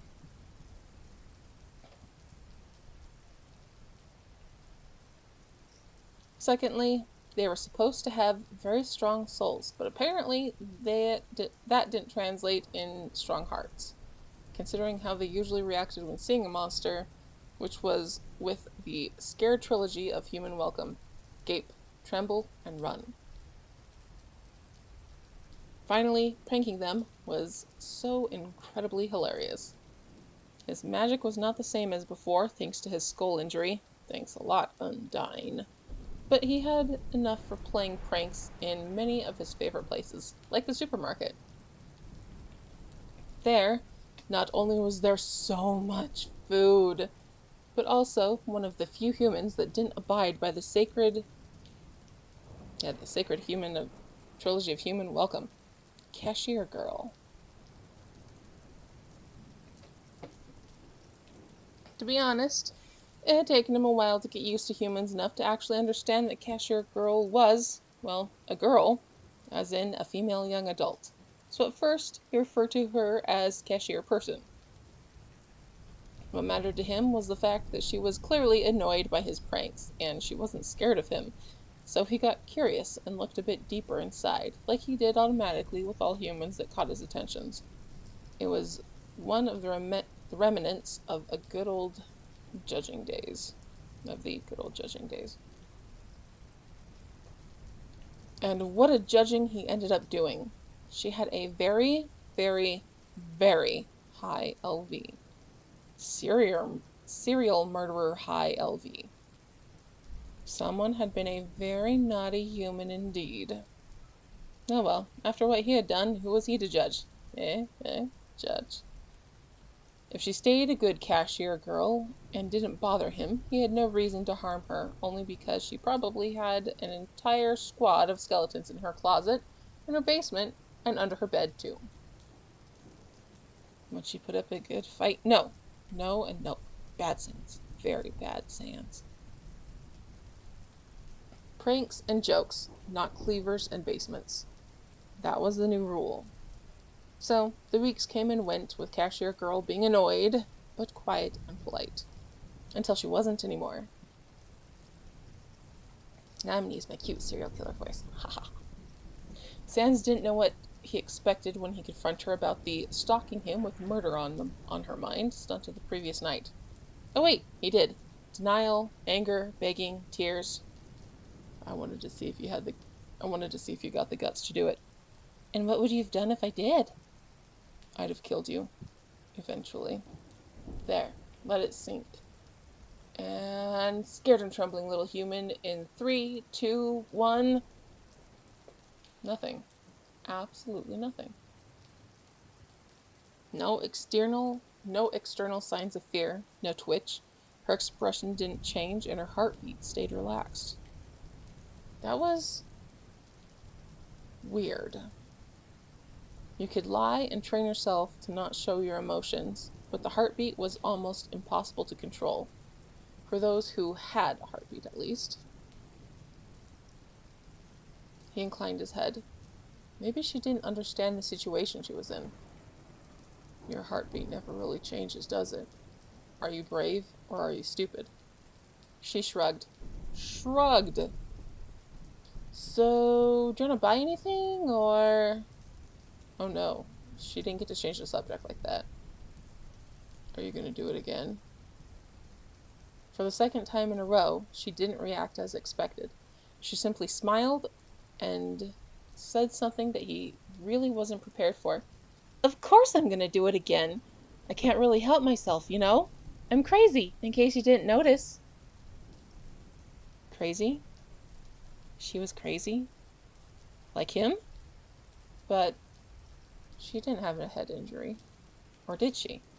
She had all that hair. Maybe it was simply concealed, or her skin healed, and it was now invisible. Or maybe it was the blow that affected her soft, squishy brain but left her skull whole. Or maybe it wasn't an injury at all. Maybe she was born this way, and... He felt himself slipping away, so he tried to ground himself in the usual manner, tugging at his empty eye socket with 2 fingers. You're... crazy? She nodded. Yep, totally. Crazy as a hatter. She was crazy. Like him. She was like him. He gathered his magic and shortcutted away.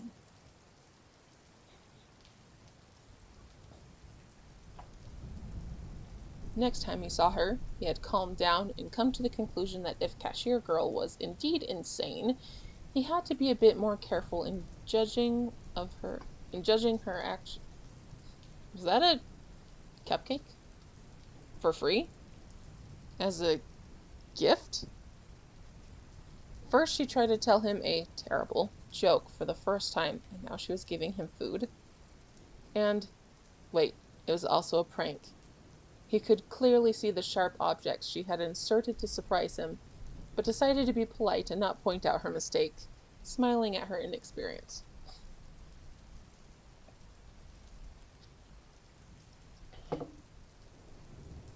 He ate it in a single bite and almost sighed at how good it tasted.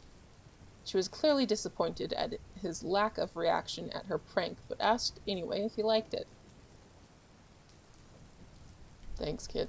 That was really sweet of you. You're welcome, sir? You know I was never comfortable being called sir. It's just not me. I'm Sans. Sans the skeleton. He offered her his hand for the old joy buzzer trick. After all, that was always funny. She took it. She looked at his hand for a long time, clearly seeing the buzzer. Then she returned the favor and pretended to fall for his prank, as he had done with her cupcake.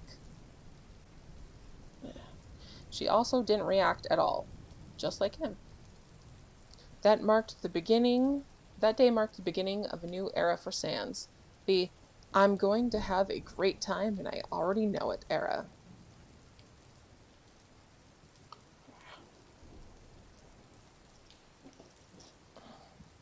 In the following weeks, Sans came to the conclusion that Cashier Girl was showing too much interest in him for it to be considered platonic.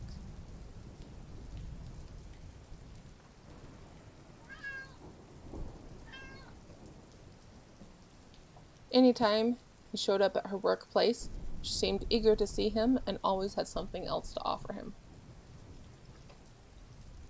Sweets, drinks, snacks, all prepared by her and all with a different kind of prank inside. She was putting so much effort in both the gift and the surprise that Sans couldn't help feeling flattered. He wasn't used to being courted, least of all by a human. Why was she attracted to him? And, more importantly, was he attracted to her? Sans didn't have an answer to that question yet. He was getting used to telling humans apart, and he guessed that Cashier Girl was pretty? Maybe? She seemed healthy and in the right age for dating. She was also surprisingly patient in her courting, considering that Sans kept accepting her gifts, but had yet to give her one in return. She knew that he was thinking about her offer without outright refusing it, but at the same time he hadn't given his consent to start a relationship yet. Very patient indeed. Then, on a sunny afternoon, she visited his hot dog stand and gave a new meaning to the phrase up the game.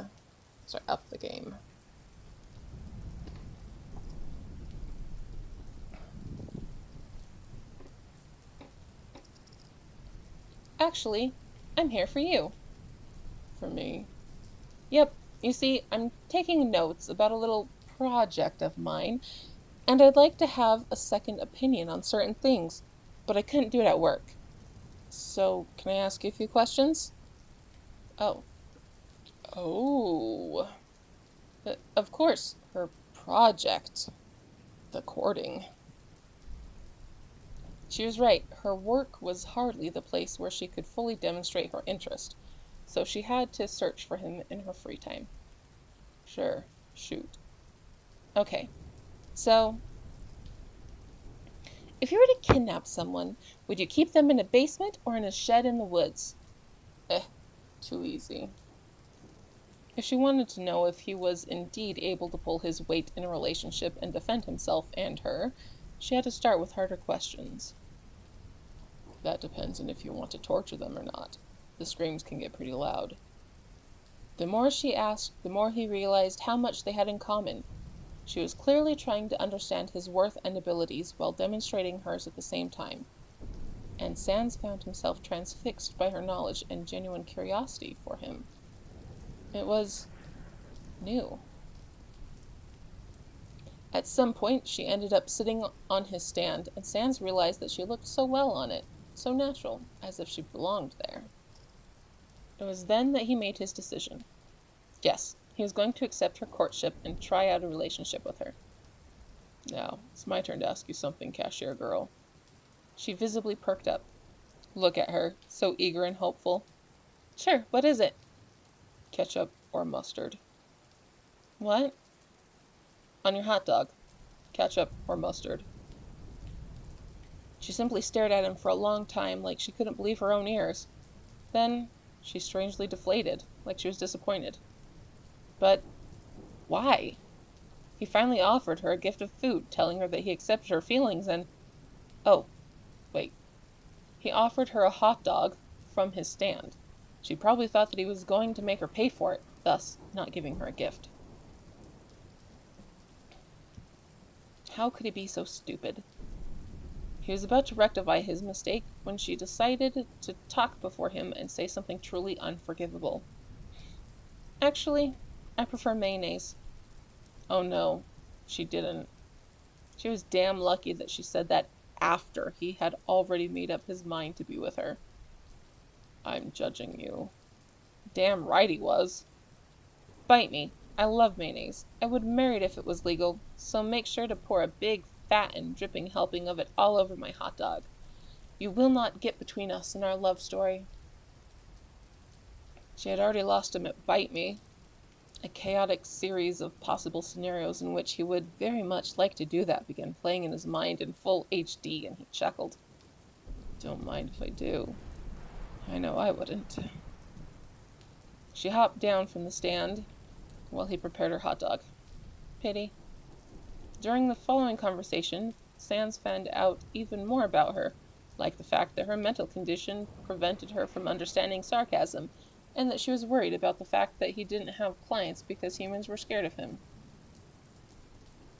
That was sweet of her, but he wasn't about to change his physical appearance only to make others feel better about looking at him. He could tell from the beginning that cashier girl wasn't bothered by his skull injury because her eyes didn't keep drifting towards it when she was talking to him. And that was one of the reasons why he liked her.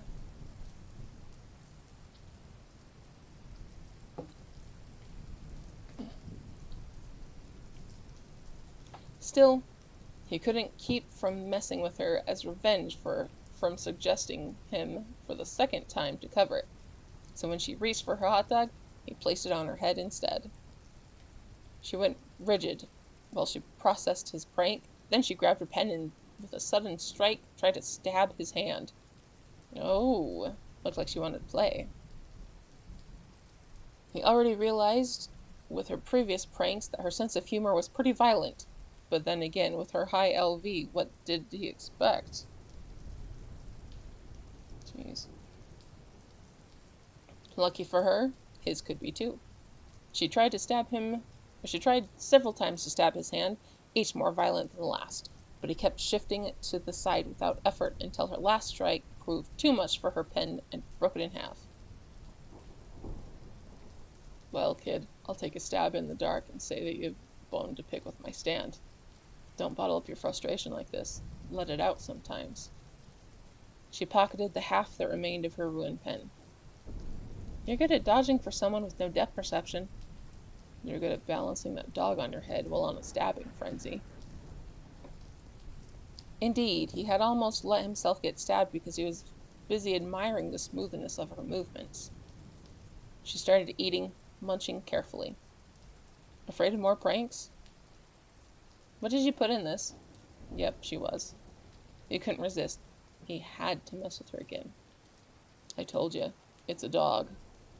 She didn't change expression. Maybe she didn't understand? Dog meat sounds like a pain to procure and use only to give away hot dogs for free to homeless people, she said evenly while keeping on eating. So she did understand. Also, she had to feel that the taste was not right for a normal hot dog.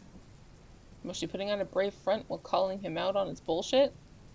Or could it be that she wouldn't be bothered by it even if it was true? He had to know. Time to up his game. Not if I use it to lure them. For what? For making other dogs. Or should I call them people? There, he just outright said that he was using human meat. She kept eating. She kept eating. So is this a hot dog or a hot person?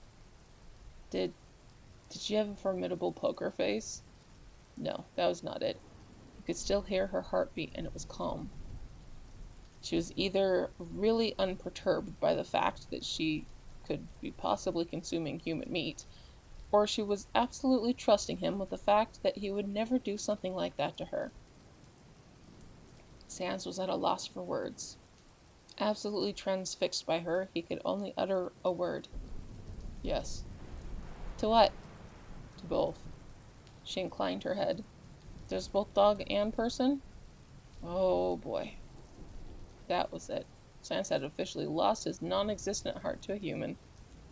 Yep, there are a hot dog and a hot person in front of me right now. And how much I would like to take a bite off of that hot person right now. Unfortunately, she didn't seem to get his innuendo because she was too much concentrated on identifying the mysterious taste of her hot dog. This doesn't taste like meat at all, she declared at last. Sans chuckled. So cute. Just kidding, cashier girl. It's a plant called water sausage. She paused before her next bite. So, you're saying that this is a vegetarian hot dog? She didn't seem happy with that perspective at all. Yes. You can't promise me meat and then feed me plant. What the hell, dude? Sans barely restrained himself from bursting out laughing. That's what finally bothers you. I can't believe I paid for this. Oh, right. She still didn't know that it was a gift. You didn't. There, now she knew. He gave her free food with a prank inside, just like her cupcake. They were officially a couple. Still, she bristled and put down the uneaten portion of his gift. That's false advertisement. I hope an entire family of squirrels makes a nest inside your unduct-taped head. She stomped away, followed by Sans' low chuckles. How sweet. Even though she acted angrily, she still decided to share her food with him. He took the uneaten piece and finished it in a single bite. Ugh, mayonnaise. The things he did for his cashier girl. He was a very patient monster indeed.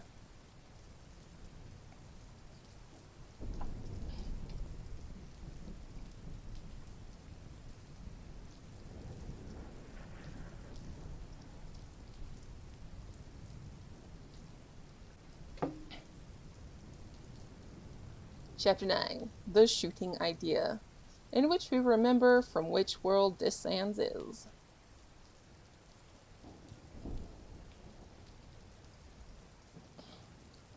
Sans was a guy of simple taste when it came to entertainment. It didn't take much to make him laugh, really. Cashier Girl was a professional in tickling his funny bones, and just being in her general proximity was a sure way to have a great time. Like right now, for example.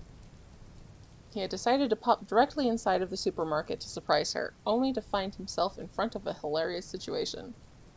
Well, well, well, never gets boring around here, does it? How the fuck did you get in here, freak? Stay away, or I'll blow her brain up. This was better than TV. It was like looking at a mouse taking a lion as a hostage. Was this guy for real? Could he really not sense how freaking dangerous the person in his arms was? Or the monster in front of him, for that matter. Humans were so dumb. That being said, Sans wasn't very familiar with guns, but his brave girl seemed calm as always. That would be right. Or, that would be bad. Right, cashier girl? I don't know. We could be cracked skull buddies. I'm not sure I'd like to be buddies with a gross human with brains splattered everywhere. You're just jealous, because the bullet wound would exit from the other side, and I'd have 2 cracks instead of a lousy one like you. Shut up! Both of you! Screamed the human, interrupting them. Rude. Now, you skeleton trash, disappear the same way you came in. I just want the cash, so no one has to get hurt. Sans inclined his head. Funny thing to say with a gun pointed at someone, pal. He's not going to shoot, said Cashier Girl, rolling her eyes. Of course he wasn't. The guy had a laughable LV. The most violence he'd ever done was probably kicking a puppy on the street and feeling guilty about it right after. But the fact that she hadn't already taken care of the matter herself told Sans that there was a strong possibility that the gun could go off by accident. Sans gathered his magic, getting ready to drag him into an encounter, but before he was ready, the human seemed to finally realize the situation he was in and started backing towards the exit. You know what? Fuck this! I'm out of here! If I'd known that a monster was gonna show up. Hey, dickhead, I'm not a souvenir! If you're chickening out, let me go! Wait a minute, pal. Cashier Girl had been forced to retreat with him, and with her movement, Sans' attention had been attracted by some unmistakable dark stains that he didn't notice before.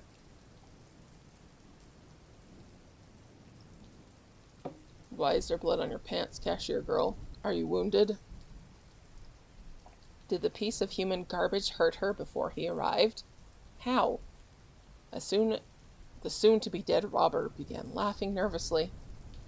Oh my god, this is just not your day, chick. Fucking tell me something I don't know, replied Cashier Girl. That, for some reason, seemed even more annoyed than before. Was she embarrassed because someone managed to injure her? Was she afraid that Sans would think less of her because of that? He would never. What shit luck, taken as a hostage, and during your period, too. Her what? What's a period? Can we not talk about my bodily fluids right now? Or ever? Just go, chick. This was a shit day for everyone. Go with your freak boyfriend and make yourself sweet cocoa or whatever it is you women do on these days. Bye! With that, he shoved her hard and sprinted out of the supermarket. Oh, no, you don't. Come back here, you son of a bitch! Screamed Cashier Girl, running after him. This he had to see.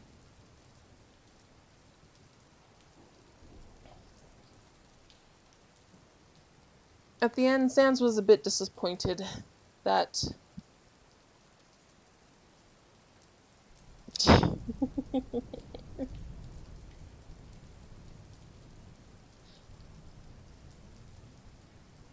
usually, most men is bleeding and it didn't die. Ah. At the end, Sans was a bit disappointed that the worm managed to leave with the police alive, if unconscious. But all in all, he could say that it had been a very fun day. He got to spend some quality time with his girlfriend, seeing her flustered face for the first time and trading jokes with her, and to be honest, he didn't want it to end yet, so he decided to stay with her during the walk to her home. Sans didn't mind the slow pace their relationship was taking. For various reasons, he never really was the type for commitment before, but now that he was living in a rather peaceful period of his existence, he was willing to try, one slow step at a time. There is no need to rush, and luckily Cashier Girl seemed to have understood that, considering that after her patient but pressing courtship, she had visibly backed off. Now she seemed tired. Maybe he should stop teasing her for the day and... Is there a reason why you're even here? Never mind, they were still on. He stopped. Actually, yes. She stopped as well, looking at him with a puzzled expression on her tired face. Tell me, Cashier Girl. Why are you so cute? What is a period? She blinked. Mm. You, she sputtered. The look on her face was priceless. Nah, I can't believe I'm still here listening to your shit. Then, everything went to hell in a few moments. Some random human interrupted them, asking her about what happened at the supermarket. She answered. The human grinned and ceased to become a random person. It pulled out a gun. It aimed. Bang!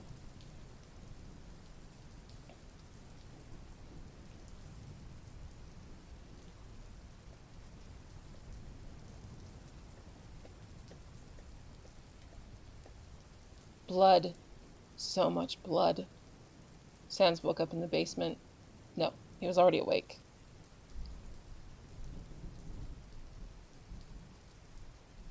He just snapped out of it. Shit, how much time had passed? He ran upstairs, getting in the shower faster than he'd ever done before. His scrambled mind took that time to reorganize itself and present him with what had happened during his time out.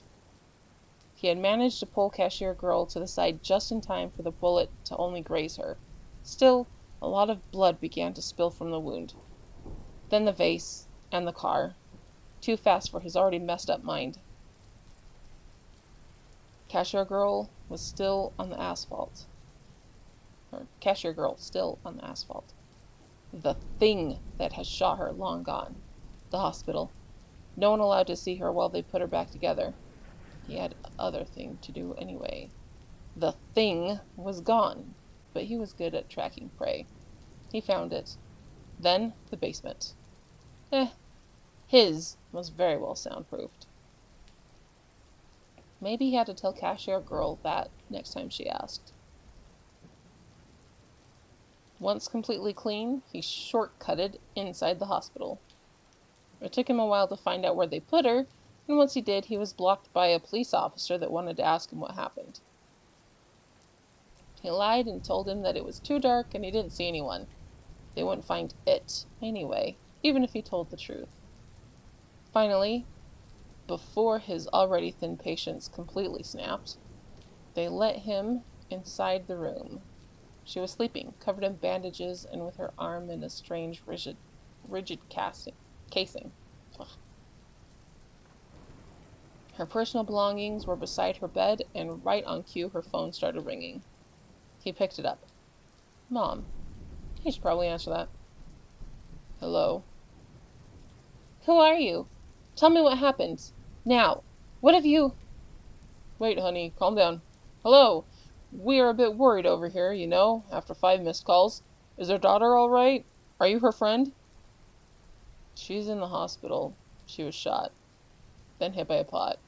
Then by a car. I'm looking after her right now. Oh. Oh, God.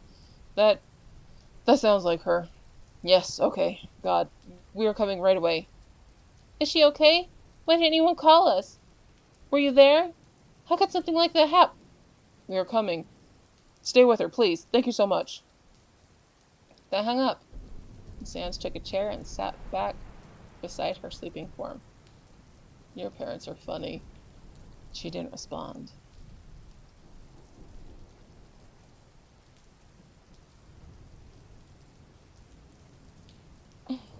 What about what? She got shotted.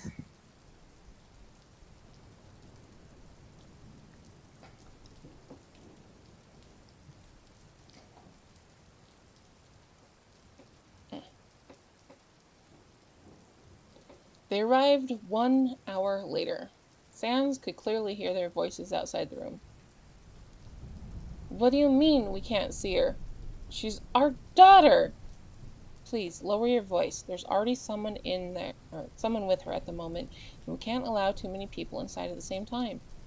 This isn't even a visiting hour. The only reason we've let someone in at all is because she's had a traumatic experience, and when she wakes up, it's better for her to see a familiar face.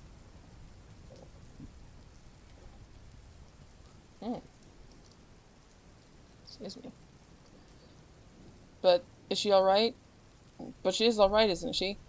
Why is she still asleep? She's been highly sedated for her and our sake. The first time she woke up, she was disoriented and violent. She ripped off the IV and tried to hurt whoever was near her. That's why someone had to contact us right away. Honey, please calm down. Let me take it from here. What my wife is trying to say is that our daughter suffers from a mental condition that causes her to have little inhibition of her actions. Normally, she is a good girl, but leaving sharp objects near her is a bad idea. Please always state beforehand what you're going to do before approaching her, and try to talk to her as much as possible. Cashier Girl had moved slightly during that conversation, her eyes moving behind her eyelids, but then she sighed and went still again. Do you want to see your parents, kiddo? I understand. Family is important. He got up and quietly opened the door. He found himself in front of a nurse and two other humans. The male one looked at him and let out a whistle. That's a nasty crack you have there, buddy. Didn't expect you to be a monster. The female one elbowed him. Don't be rude, dear. We want to see our little girl. Can you please wait outside? Stan stepped away from the door. There's a coffee machine at the end of the corridor, and he spent the next 2 hours there. At last they emerged from the room and went straight to him. She's still sleeping. We have to go now. We both have to work in a few hours and can't be back until afternoon. I'll stay with her. Thank you for everything. Do you have any idea why this happened? I do, and it doesn't matter anymore. I don't know. We were just walking down the street. I see. The man put an arm around her. The man put an arm around her shoulders. Anyway, take good care of our sweet pea while we are gone, okay? Stan simply nodded. With them gone, he took his previous place at her side and soon fell asleep. Sans. No? Sans, wake up. He was comfy. He wanted to keep sleeping. He was so going to keep snuggling on his soft pillow. Sans, there's an army of squirrels. They're coming for you. Sweet gods of the underground! He abruptly sat up in his chair, realizing where he was and what was happening. Cashier girl was awake. Still, she couldn't have thought of some better way to make him notice. That was a rude way to wake a guy up.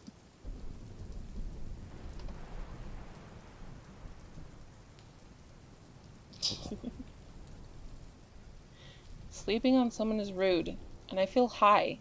Why am I high? Indeed, she had a very relaxed and dreamy expression on her bruised face.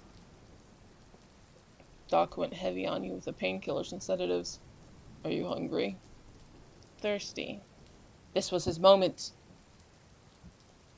He had already taken out the threat, so it was time to take care of her and show her how good he was at providing comfort for his injured mate. He helped her drink, making sure the bed was comfortable, righting her covers, and controlled that the nurse that entered shortly after did nothing to harm or upset her. Why am I here? She asked after the nurse exited the room. You don't remember? I remember the robbery. Then the police came, and then I went home. No, wait. You were following me, and then... She paused. Was I shot? Is that why the police wants to talk to me again? Yep, it was dark, and apparently no one saw what happened, so they still don't know who did it.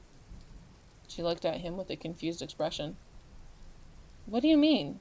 It was that girl. You saw her. Ah, so she remembered. It would have been much easier if she had forgotten that part. There was no girl.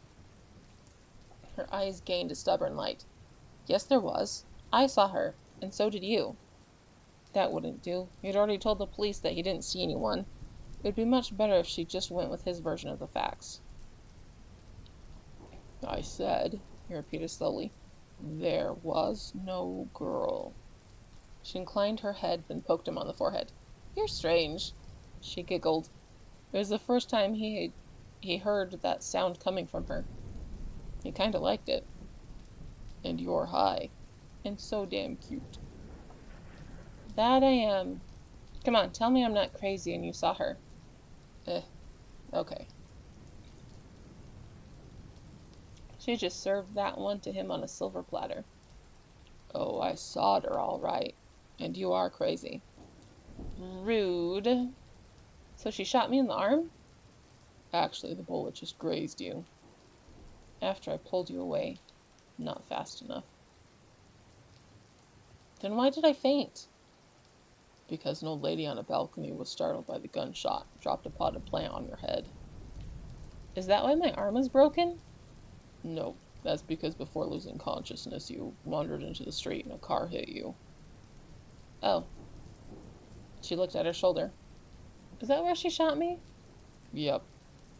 I never saw a bullet wound, she said, peeling the protective layer off the wound. Sans was pretty sure she wasn't supposed to do that, just as she wasn't probably supposed to poke the wound. This is so cool, she said, giggling. Hey, Sans, do you want to touch it? Despite the situation, Sans was starting to enjoy himself.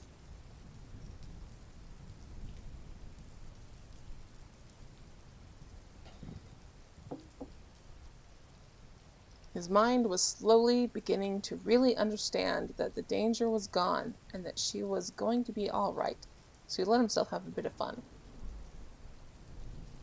That's not really what I want to touch, cashier girl. You're no fun. Why did she shoot me? I don't get it. And just like that, all his playfulness went out the window. Again. She was the robber's girlfriend and was outside acting as a lookout. She wanted revenge. At least that was what it had confessed during his personal brand of fun back in the basement. She yawned. You're talking about her in the past tense, Sans.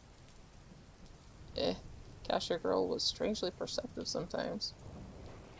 Am I? She didn't seem perturbed at all. Or she also didn't seem perturbed at all. Yes, silly. Did she try to shoot you too? No.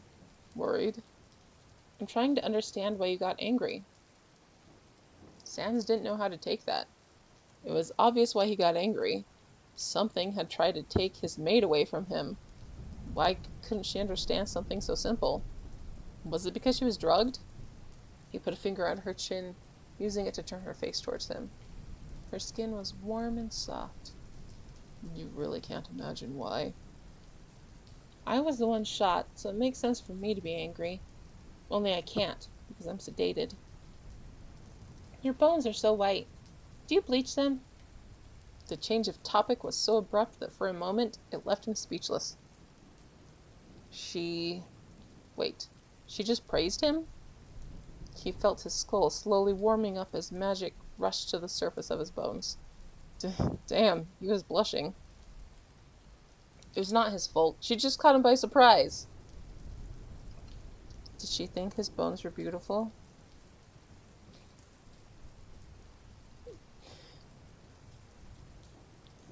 That's my natural color. Do you like it? Please say yes. She poked his cheekbone. What was it with high cashier girl and poking? White is a pretty color for bones. I guess that yellowish bones would look unhealthy and a bit gross. Like teeth, you know?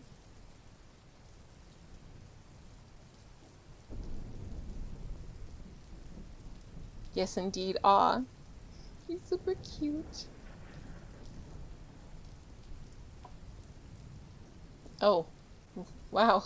She actually said it. He didn't know what to reply.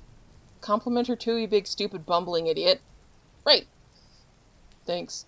Your bones are pretty white too, he said on autopilot before he understood his obvious mistake. Indeed, cashier girl furrowed her eyebrows. How do you know that? Now what, genius? His eyelight fell on the still open wound where he could see a small patch of white. Your bullet wound. You can see the bone inside of it. Oh. You sure you don't want to poke it? Oh dear. Oh gods. She asked him to touch her bone. It was too soon. They weren't at that point in the relationship yet. He shouldn't. He really, really shouldn't. That was the first time Sans got himself kicked out of a hospital. He felt like he really deserved it. Still, he probably wasn't going to wash that finger for a long time.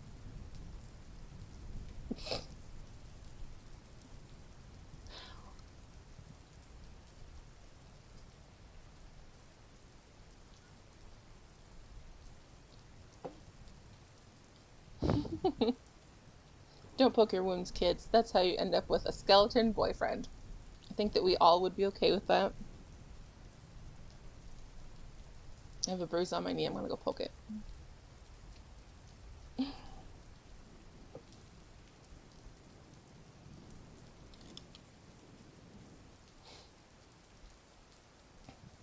Heck yeah.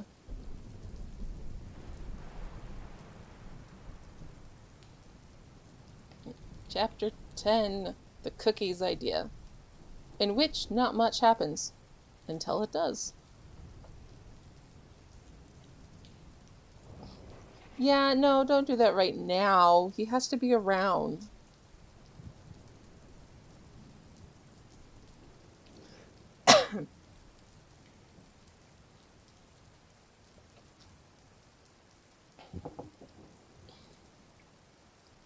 Okay. It was not your fault. You were just frustrated. Having only one working arm was making your life very difficult, and you had grown frustrated, and this was the horrifying result. It was 4 in the fucking morning, and your kitchen was a war zone. There's absolutely no other word to describe it. It looked like a grenade filled with flour and chocolate had gone off in the middle of your table after a crazy gingerbread man had taken hostage all of your cooking utensils, and you had failed to negotiate their release. As a result, you now had a post-apocalyptic disaster piece of a kitchen with you as the only, food-covered, survivor, and 3 whole trays of chocolate chip cookies as spoils of war. Stress cooking was a thing for you. What in the sweet holy light of the world were you going to do with so many cookies?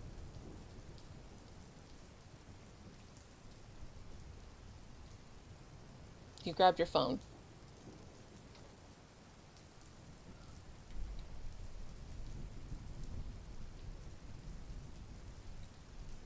Ugh. Dude, I made a terrible mistake. I need your help. What happened? Are you hurt? Well, that was fast. We had planned on going to sleep while waiting for him to answer hours later, but since he was already up, my kitchen is hurt. Your kitchen? Yep. Want some cookies? Now. You're awake. That's some sensational deductive skill you've got there. You're awake, I'm awake, I've got a shit ton of cookies, in desperate need of love. Why are you denying them your love? But why do you have a shit ton of cookies at 4 in the morning, and why is your kitchen hurt? I just made them, with only one arm. I may or may not have splattered ingredients everywhere, myself included. So you're covered in flour? Mostly chocolate. Mostly chocolate. I'm coming. There's a soft knock on the door. Your hand was halfway towards the knife drawer when you remembered that Sans could teleport. He shrugged and grabbed one anyway. When you were near the door, he knocked again, but when you tried to let him in, you couldn't open the door. What the? Was it stuck? You tried pulling with more force, but it wouldn't budge. Wait. Was the little ship pulling at the same time to keep it closed? What the fuck are you doing? That's not what you're supposed to say. He knocked again. Oh, for the love of... Was your knife long enough to stab him through the door? Fuck, no it wasn't. Sans knocked yet again. I'm going to stab him when I finally open the door. Who's there? Dwayne. Dwayne who? Dwayne the bathtub, I'm drowning. Damn him, it was good. Guess you were not going to stab him. This time. You opened the door, and there he was. Hands in his pockets and shit-eating grin. His only eyelight traveled slowly up and down your body. You weren't kidding. Told you. Now help me eat my babies. Wanna watch a movie? That's the strangest question a giant chocolate chip cookie ever asked me. Or a giant chocolate cookie ever asked me. And your answer is? Sure. He followed you to the living room. Sit there on the couch. Oh yes, just put the azalea behind it. I forgot it was there. While he made himself comfortable, you grabbed a tray of cookies and put it on the low table in front of the couch. Then you went in your bedroom and took a blanket from your bed. You knew that Sans tended to get cold easily, after all. He was already eating when you sat beside him after turning off the lights and draped the blanket over both of you. If you are one of those people that talk during the movie, I'm going to literally stab you. And I'm not joking. The only moment you are allowed to speak is during a horror movie, you said while browsing Netflix for a good choice. Then it's a pity, because I don't watch horror movies. Neither do I. Too scary. Boring. I can't feel fear, so I don't get what the fuss is all about. Why don't you watch them? Sans fell silent. After a moment, you glanced at him to make sure he didn't have a stroke in your living room. He was... Was he... Oh, come on! How can you be asleep already? In the end, you picked an action-adventure kind of movie. You never watched it before, and halfway through you realized that it was not very good. But it was you who chose it, so you had to watch it until the end. There were many moments in which you thought that Sans had fallen asleep, but then he would reach for another cookie and sink a little bit lower in the couch, making you aware of another fact, which was the increasingly short distance between you two. At the beginning, there was a certain space between you, but then your consciousness would emerge from the movie and you noticed that your legs were touching, then your arms. Then he was practically sandwiched between you and the armrest. Was this cuddling? You never cuddled with someone before. Sure, your parents would hug you sometimes, but always after asking you if it was okay. This was different, and, well, good. You were actually feeling good. You felt like you were finally beginning to understand why people liked having friends this much. You slowly opened your eyes. The room was bathed in daylight, and the TV was turned off. Strange, you didn't remember doing it. In fact, you didn't even remember the end of the movie.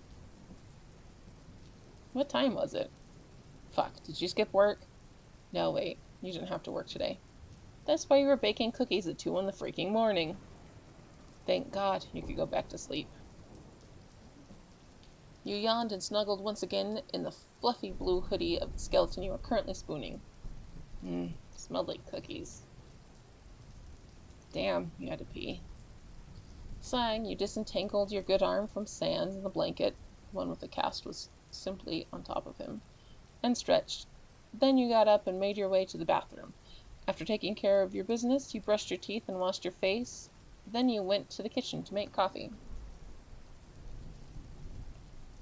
While you waited, your attention was caught by the knife you abandoned on the table before the movie.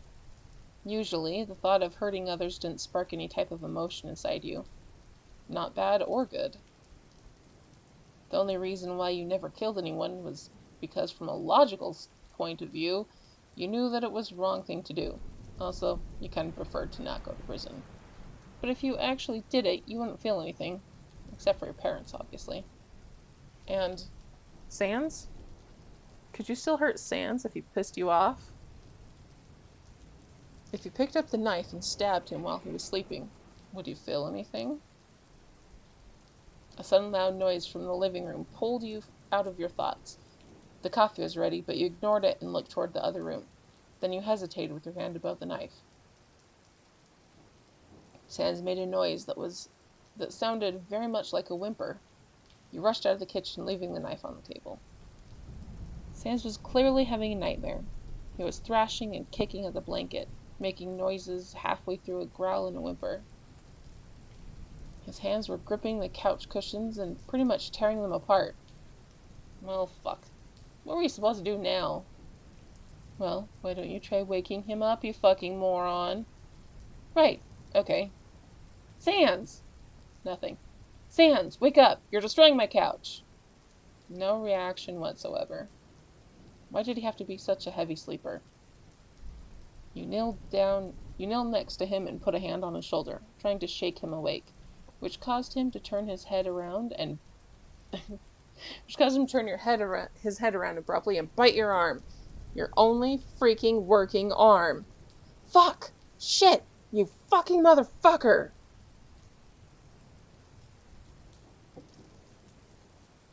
Not knowing what to do to get him to let go, you headbutted him. And thankfully it worked, even though now you were seeing stars from both your arm and your forehead. Then, next thing you knew, you were pinned on the ground beneath Sans, who was staring at you with blown out of proportion eyelight and a crazy, bloodthirsty, and now blood-coated, smile. He was clearly still not awake. You were clearly starting to get pissed off. His fingers were pressing on both your bite wound and your cast, and it was hurting like a bitch. Sans, I'm warning you, wake the fuck up or you're gonna regret what comes next. He growled at you. You growled back. He sat on your stomach and growled at you. You raised your head and shoulders as much as you could and growled right back at him. He blinked slowly and inclined his head. Then, even more slowly, he started purring. He freaking started purring. What the? You were 2 heartbeats away from hooking your legs around his neck and slamming him on the ground, and he had to pick right that moment to start making cute sounds all of a sudden.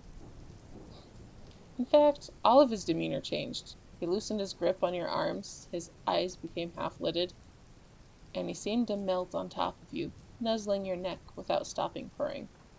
What? How? What the hell were you supposed to do now? Carefully, you rolled around until Sans was under you, smearing both of you in blood in the process. Then you sat up on top of him, grabbed the tray with the leftover cookies, and poured them over his face. Finally, Sans woke up with a start. What the? Cashier girl. What's happening? Don't cashier girl me, Sans. Next time you pull something like this, the tray is going to make itself nice and cozy up your ass. Consider yourself warned. It's true. It's unfairly cute. Something like, wait, are you bleeding? You were having a nightmare. I tried to wake you up, and then you went all feral on me. The bite's my fault because I touched you while you were already too much agitated. But I'm not happy about the fact that you know everything about my craziness, but you didn't bother telling me shit about yours. It's not right. You felt Sans deflating beneath you as if trying to shrink away, while his eyelight kept shifting everywhere but on you. With a sudden flash of clarity, you realized that he was going to teleport away. Oh, no you don't, he said, grabbing his hoodie and pressing your legs against his hips. Or on his hips. If you run away, I'm not going to ever want to see you again, because I really don't need chicken shits in my life. He went rigid, his eyelight snapping to your face, and you tried to convey through your expression how serious you were about it. You were not joking around. If he bailed, you were calling off all this let's be friends crap, and probably never trying it again. I'm broken, he simply said after a long pause. Well, fucking duh! Your head is nearly half missing, of course you're broken. Why don't you try to be more specific? It's a long story. Try to summarize it so I can hear the end before I bleed to death. So, he did.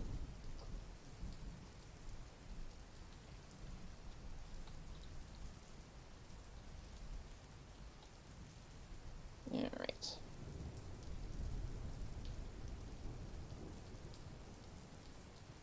Yeah, let me check and see if you can see it. Yep, look at him. He's adorable. He's adorable with a little murder cupcake. It is Horror Sans with all of the little upside down hearts. This one is by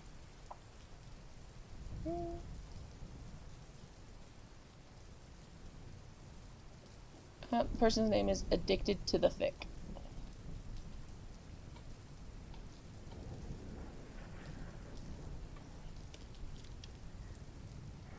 Yes, he's super cute. Chapter 11, The Checking Idea, in which there's checking, flashing, spanking, and whipping things out.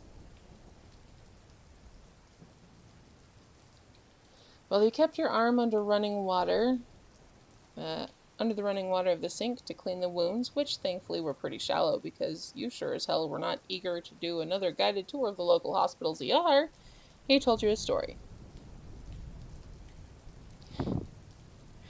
Who he was before, how he became like this, the hunger, the things he had to do, how both his head injury and his high LV influenced his mind.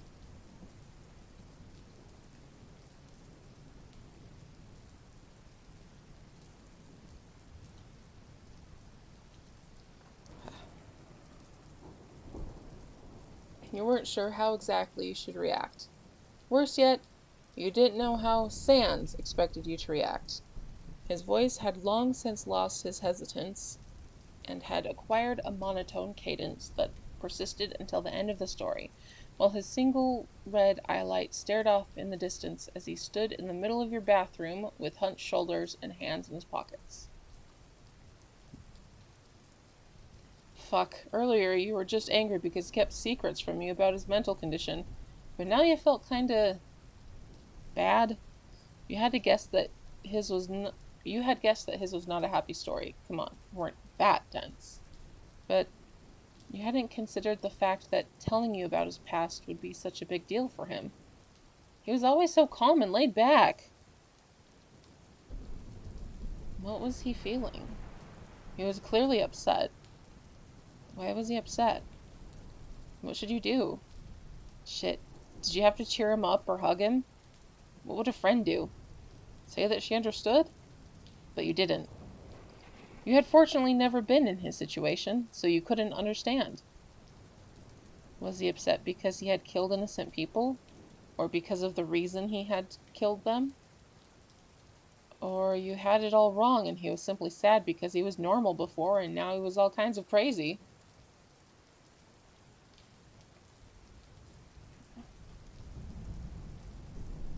You never comforted someone in your entire life. Did he want to be comforted? Your brain was going too fast for you. You didn't know what to do, what to say, what to feel. Were you upset? Why? It didn't make sense. You... you... I hate these double standards! You were both surprised by your sudden and seemingly random outburst, you could tell. What? I mean, if you burn a body at a cremation, you're doing a good job. But do it at home and you're destroying evidence. There was a moment of absolute silence. Then Sez's entire posture relaxed. His eyelight lost that glazed over appearance, and he started chuckling. Also, I recently made a website for orphans, you continued with a more confident tone. Really? Yes, but it doesn't have a homepage. Sand started laughing for real, and you felt something in your stomach release its tight grip, letting some kind of feeling that felt suspiciously like relief wash over you. Then a sharp sting in your arm reminded you that you still had open wounds down there, and that you were out of hands to properly treat and bandage it. 5 minutes later, you're both sitting down at the kitchen table after you had thrown a towel over it, and Sans was carefully tending to your fresh injuries under your instructions.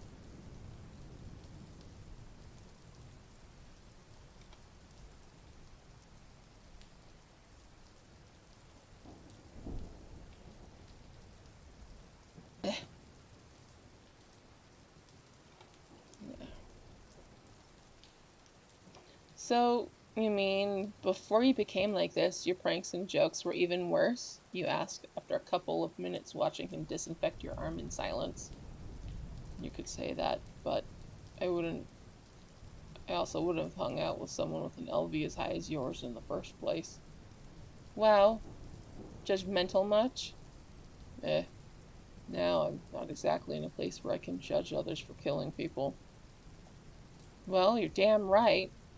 It wouldn't be your business if I killed someone, which, by the way, I never did. I wish I did, though. That seemed to baffle Sans for some reason, judging by his expression. What do you mean you never killed someone? It means that people always parted ways with me, breathing and still kicking, and not inside a black sack on a gurney. Are you lying to me? What? Why the hell would he believe that? I was just being rude. You snatched your arm back from his hands. The only time I ever lied about murder was to cover your ass, or have you already forgotten it? Just because I tried to kill you once or twice doesn't mean that I go around killing people left and right like a maniac. You got up and started gathering the cooking utensils you left in disarray that morning to dump them in the sink. You turned around and Sans was right there, blocking your way. You can't reach us You can't reach such a high level of violence without killing. You can't reach a level of violence this high without killing, he repeated, imitating him. Imitating him. You can't reach his level of violence that high without killing, he repeated, imitating him. Open your non-existent ears, buddy. I was born like this. What part of I am crazy is so hard for you to understand exactly?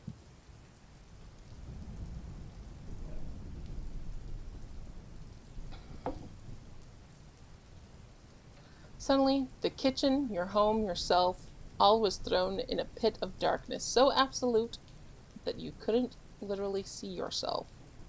What the fuck? You couldn't speak. You couldn't move. You couldn't even feel the wooden spoon you were still brandishing. In front of you there was Sans, but he was distorted. It was like you could only see him in black and white. Then he spoke.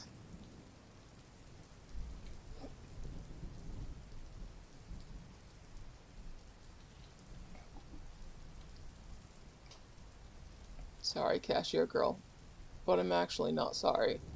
I have to know if you're telling the truth. And an encounter is the fastest way. Don't worry.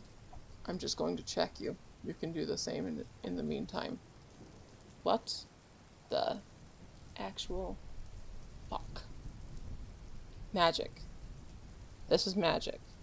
He was using magic on you without asking first. What did he mean by checking you? As in, checking you out? And he asked you to do the same. Why? How? You saw him look down, so you did too, and noticed that in front of you had appeared some orange glowing words. Fight, act, item, mercy.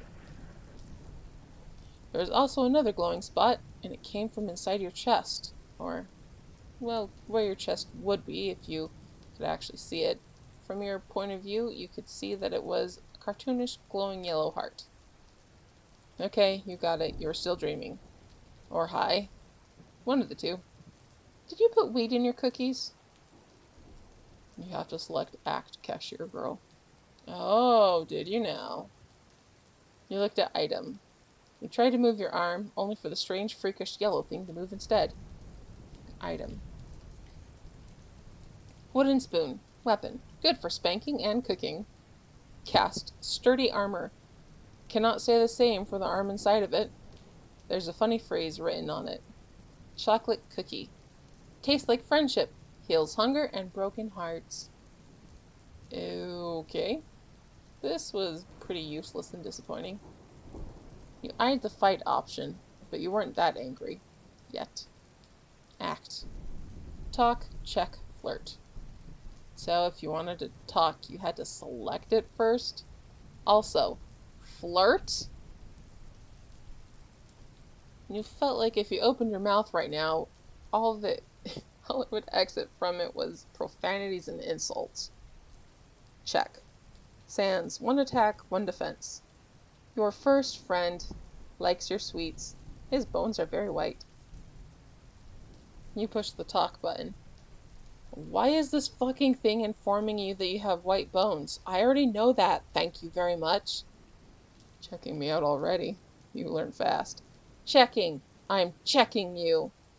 Now can we go back to my kitchen? If you want to end the encounter, you have to spare me. And how the fuck do I do that? Mercy button. You looked at it, then at the fight one. You couldn't help yourself. You had to see what would happen. Fight. Suddenly you could feel your arm again, so you swung the wooden spoon at Sans automatically. He easily sidestepped you. Miss. How is it possible that you were always so freaking slow, but when it comes to dodging, you shapeshift into a ninja?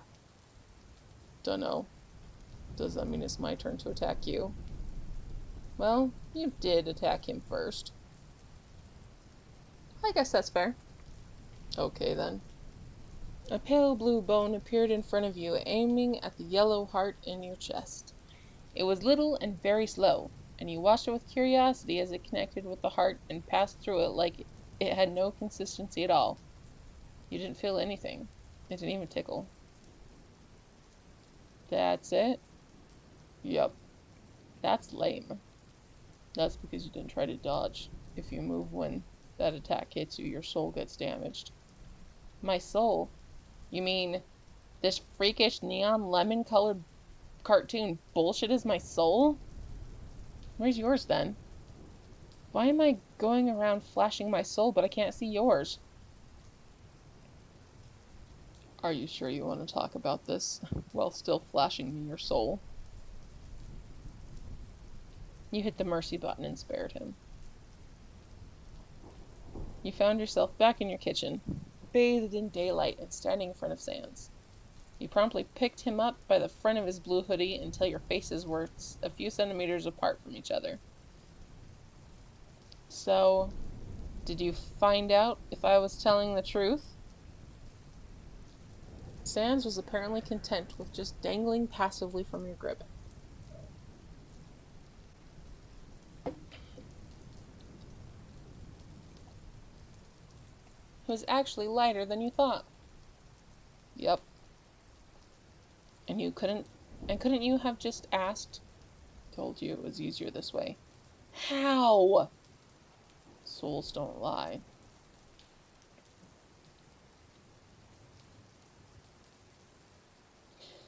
Is that why my soul was taking a hike outside my body? So you could have a nice little chat with it without my stupid lying mouth acting as a filter between you two? Next time you want to know something, should I just whip it out and leave you alone with it while I shut the fuck up sitting in the corner with mushrooms growing on my head? Strangely, at the end of your rant, Sans's eyelight glazed over and his cheekbones changed once again color from white. What? Cheekbones once again changed color from white to pale blue. Shit, not this again. What the? Wait. Wait. Sans, are you. Are you blushing? The blue deepened and he averted his gaze. He was. He fucking was. But why? This. This was too much. You're starting to get really confused by too many things all at once. So you slowly took a deep breath and put him back down. You know what? I'm too sober for this shit. I need alcohol in my system, and I need it right now. You said, heading towards the fridge to grab a beer? Or 2 dozen? Sans grip. Sans sudden grip on your wrist stopped you, though. If you want a drink, I know a place that's open right now. My treat. Well, who were you to refuse alcohol for free? Okay, let's go there then. Is it near? Sans made a step towards you and put his arm around your waist. Don't worry, I know a shortcut. His bones are very white.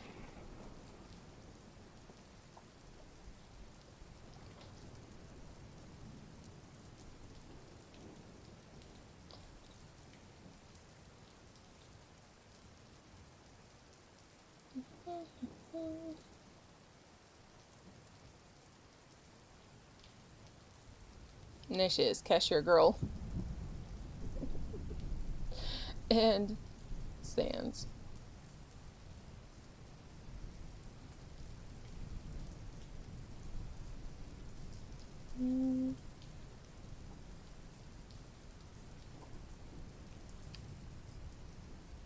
This one is too far away. They do, they're cute. I really like her face here where she's going to murder him with the pen. It's silly. Calm Chaps art. That's. I can't highlight it, and I can't see for shit. Okay. Chapter 12. The Jukebox Idea.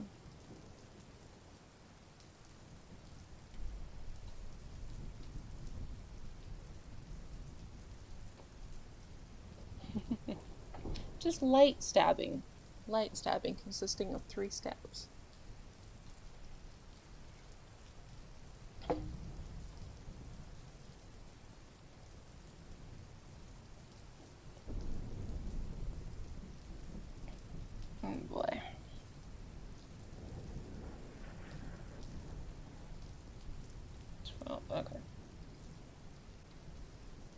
The place Sans knew turned out to be full of monsters. Big, loud, twitchy-looking monsters. The good thing was that now you had the answer to the question you had been asking yourself for quite some time. No, it wasn't just Sans. Every monster apparently had a fond and intimate relationship with the act of staring and a distant and vague understanding of the word clothes. Half of them was completely naked, while the other half was covered. Yep, they were covered the same way Sans was. Sure, he had actual clothes on, but that didn't mean basketball shorts and pink slippers had any business hanging out together on a person at the same time. That meant that you, dressed in a pajamas, with nothing but socks on your feet, covered in flour and chocolate, with a cast on your arm and a bite wound on the other, fit right in. Wait, did you comb your hair this morning? Who cared? You were here for the alcohol. And getting an explanation from Sans. But mostly alcohol. Speaking of Sans, you couldn't help noticing that he was quite popular, in part because you had mad deductive skills, and in part because half the monsters greeted him cheerfully, while the other half exited the place immediately, giving him a wide berth. You kind of wanted to ask why, but then you saw all the colored bottles behind the bar counter, and your head emptied itself of everything that didn't have a label with alcohol percentage written on it. You dragged Sans behind you and sat on a stool. Then you looked at the monster made literally of fire standing between you and the only real joy in your life. Please tell me I can get drunk with any of that. I'm not picky. I just want my one way ticket to drunken oblivion to make sense of this day.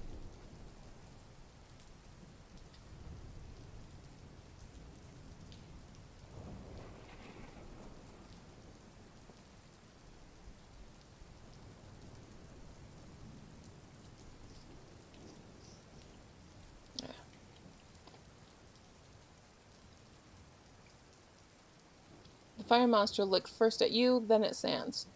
You snapped your fingers in front of his face. You better not be asking his permission, buddy. I'm not a minor, and he's not my daddy. Grilby's asking if you know about monster alcohol. Oh, it's alcohol, and it's made by monsters. Do I pass? Eh, good enough. We'll take 2 Bloody Martys. He looked skeptically at Sans. Bloody Marty? Seriously? Don't judge before trying. Do I want to know what's inside? Alcohol. Made by monsters. Good enough. When your drink arrived and you took a moment to examine it from all angles. It's purple. Yep. Is that a skull floating inside? Yep. Is it made of sugar? Nope. Is it made of marshmallow? Nope. Is it made of something edible? Define edible. You know what? Fuck it, you said before throwing your head back and drinking it all in one go. All the pub exploded in cheering. You got up from your stool and bowed to your little audience, tilting dangerously forward in the process. Sans grabbed your arm just in time to prevent your face from getting up and personal with the floor. You were right. Totally edible. Why are you drinking yours? I am drinking mine. You gobbled yours.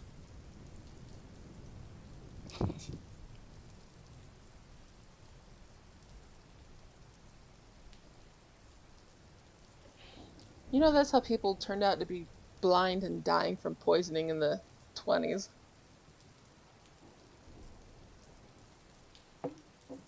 They didn't worry and they didn't take it seriously when the government poisoned all of that hooch.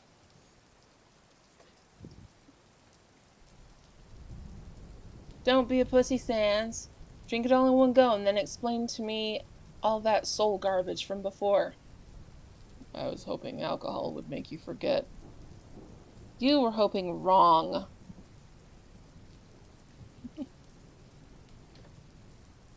On the stools... on the stools on your right, 2 dogs and a clearly drunk bunny tried very hard, and very poorly, to not show that they were listening to every word while Sans told you about encounters and souls. It all went well until he reached the part about soul colors and their meaning. You're drunk, Sans. No, I'm not. Yes, you are. I'm not a Justice Soul. Do you know who has a Justice Soul? Batman. Do I look like Batman? No.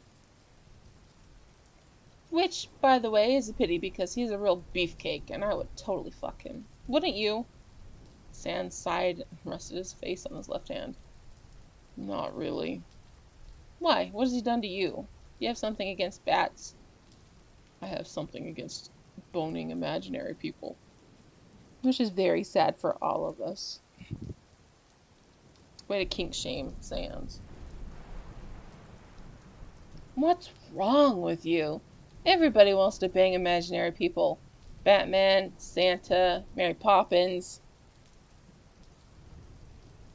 That's a whole bunch of mental images that I really didn't need in my mind. You know who else is just a soul? Not me, that's who. Yes, you are. Your soul is yellow. Maybe it's light orange and we got confused. Nope, it's yellow. You know what? Take it out and look again. Sans groaned while all the monsters on your right giggled and the bunny exclaimed, Yes, Sansy, whip it out and take a good look. You showed him your middle finger. Come on, it didn't seem like a problem an hour ago when we were alone. Please stop. Stop what? Stop talking? Oh, yes, I forgot that I'm a lying bitch and you can only trust what comes out of my mouth if you can also check out my soul. Should we give it a name, since you'll need to look at it every time I talk? Wait, maybe I should buy you a kit for polishing it. Would you like Would you like a polishing kit for my soul, Sans?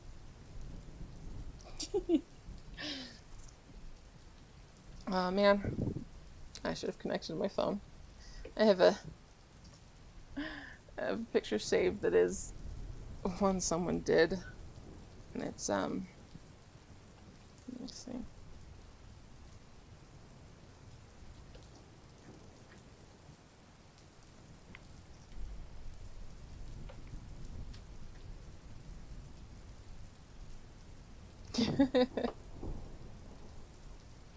Oh no, shh, he'll hear you. There's a picture of Sans dressed as Santa, so Sansta. And it says, Have you been good? I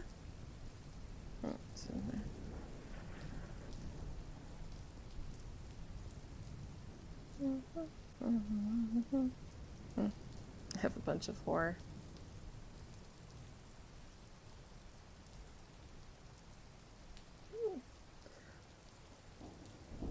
Made a note last time too that I should connect my phone and have it up. But no, I didn't. Because I'm a doofus.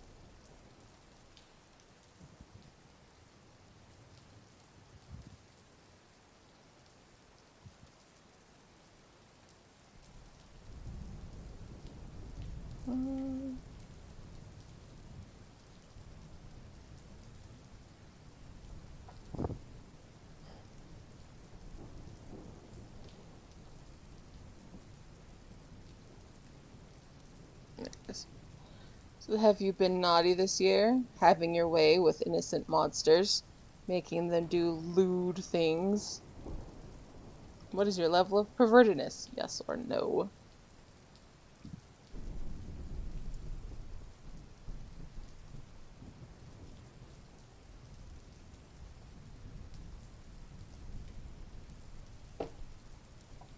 I mean, if you ever read anything I wrote, yes, I have been making monsters do lewd things.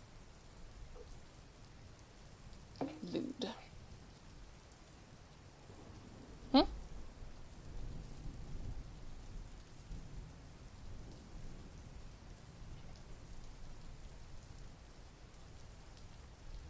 Waiting initiated? Waiting for what?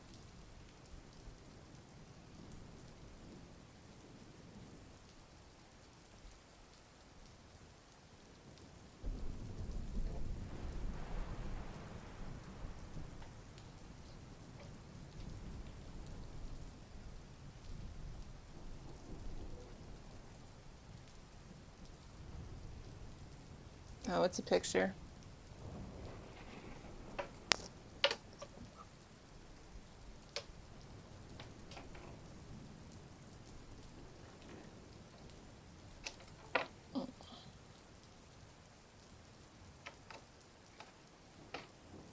See if I can put it on real quick.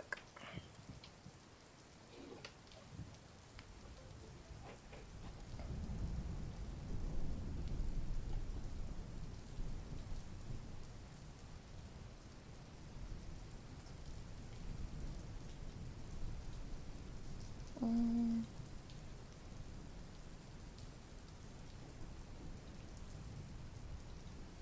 not the card.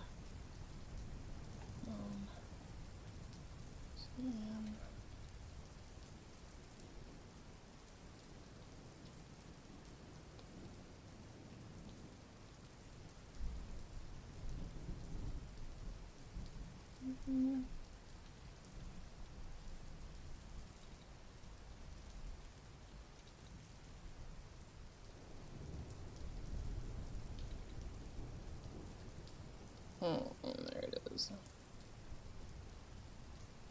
It's gonna take a year and a half to download or to load them because I have 1.5 million photos.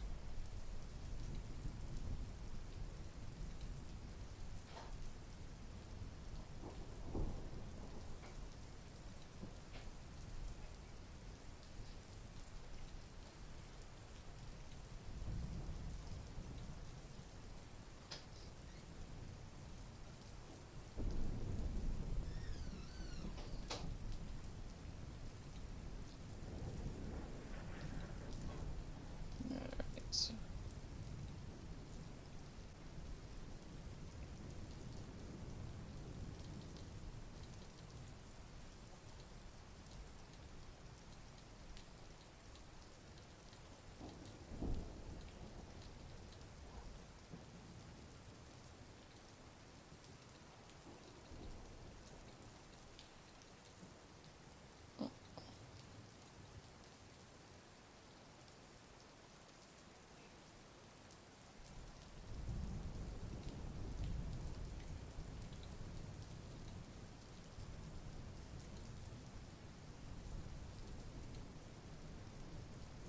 Okay.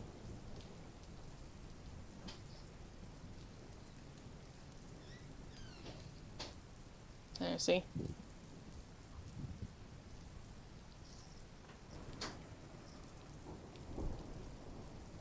Hey, Sans does.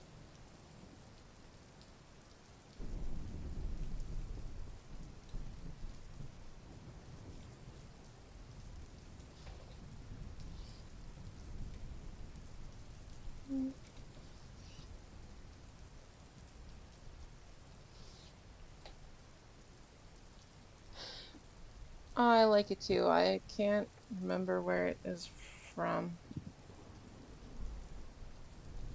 Pretty sure I got it in Google search.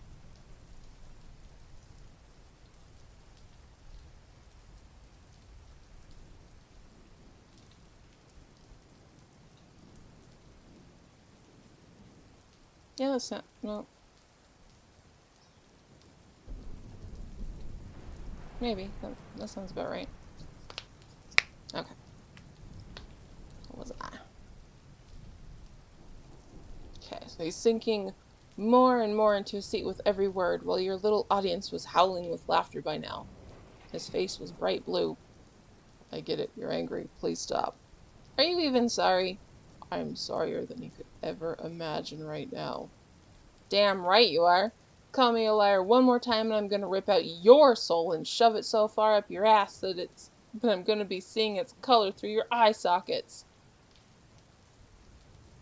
Oh my god, Sansy, who's this adorable little cake? Said the bunny out of the blue. Sans sighed. She's my... The name's Mind Your Fucking Business. Happy to meet you, you interrupted him. That's a long-ass name. Can I buy you a drink, Mind Your Fucking Business? Stop it, Bun. Don't you see what's on her arm? Said one of the dogs, shaking her head. What, your cast? Were they pitying you? You were still able to kick their asses even with one arm. But were they Sans' friends? You stood up abruptly. I saw a jukebox, you said before leaving them all there. Fuck. Shit. No, you were not feeling bad. You couldn't feel bad. You were angry with Sans. You didn't feel anything at the thought of hurting his friends. You just left before hitting them because you didn't want to get in trouble, and also because you had a 1 month record of nonviolence to beat. Yep, that was the reason. Perfectly reasonable and sans-free reason. You didn't care about his opinion at all. In fact, you're going to put up an amazing song on that jukebox and dance all by yourself. Better yet, you're going to look around and see if this, in the sea of monsters, there was a cute and possibly humanoid-shaped one, and then you're going to ditch Sans. It would serve him right for making you angry. That prick. Only when you found yourself in front of the jukebox, it occurred to you that you were in your pajamas, and because of that, without money. Damn. You stared at the machine very hard, hoping that it would be enough to make it magically work. It wasn't. Why did the world hate you? Here. You turn around at the gruff voice and finding a red, demon-looking monster holding a coin. Thanks, you say, taking it. Sans saved my life back in the underground. It's only thanks to him that I didn't starve, you know? It's the same for everyone in this pub. So, as long as you make him happy, you're always welcome here.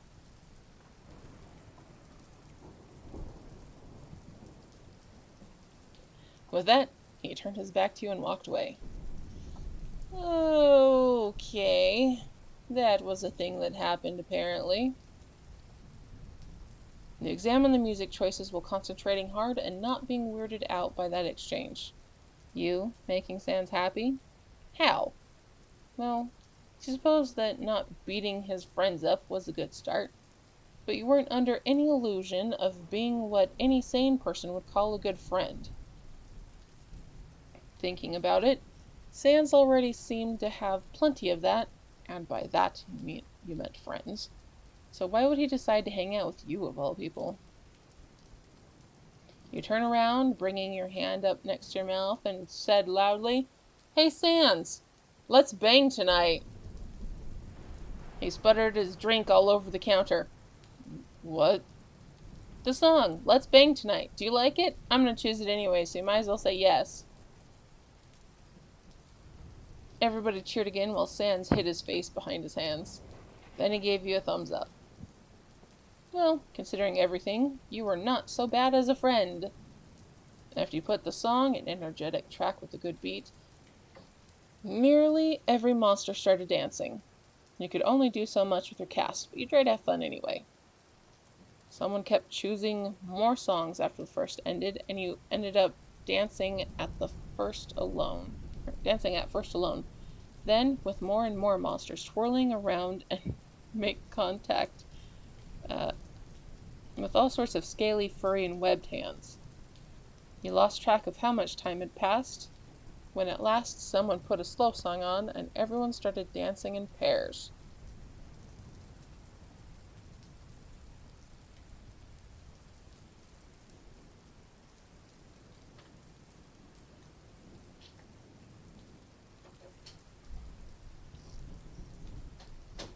You shrugged and began rocking in place with your eyes closed, until you felt a pair of bony arms sliding around your waist from behind. "Are you still angry?"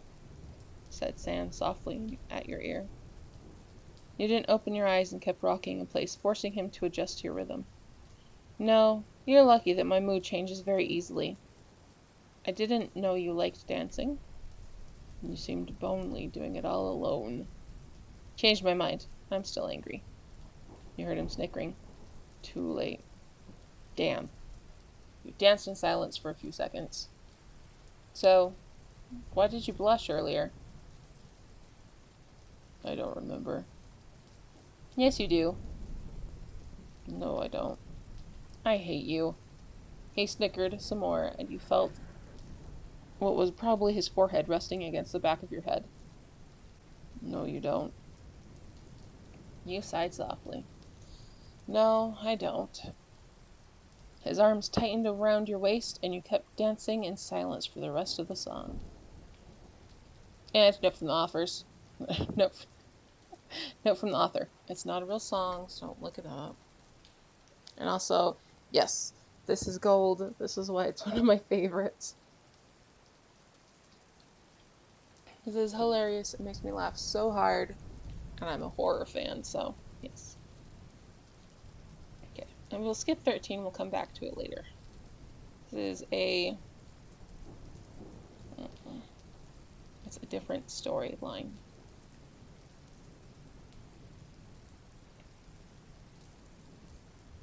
Okay.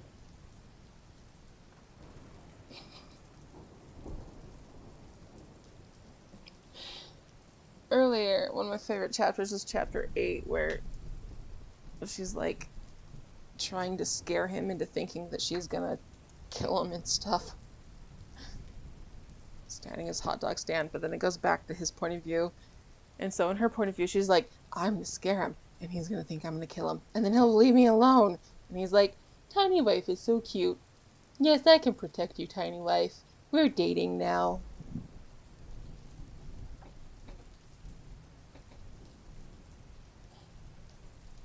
Oh man. Paps is in this chapter.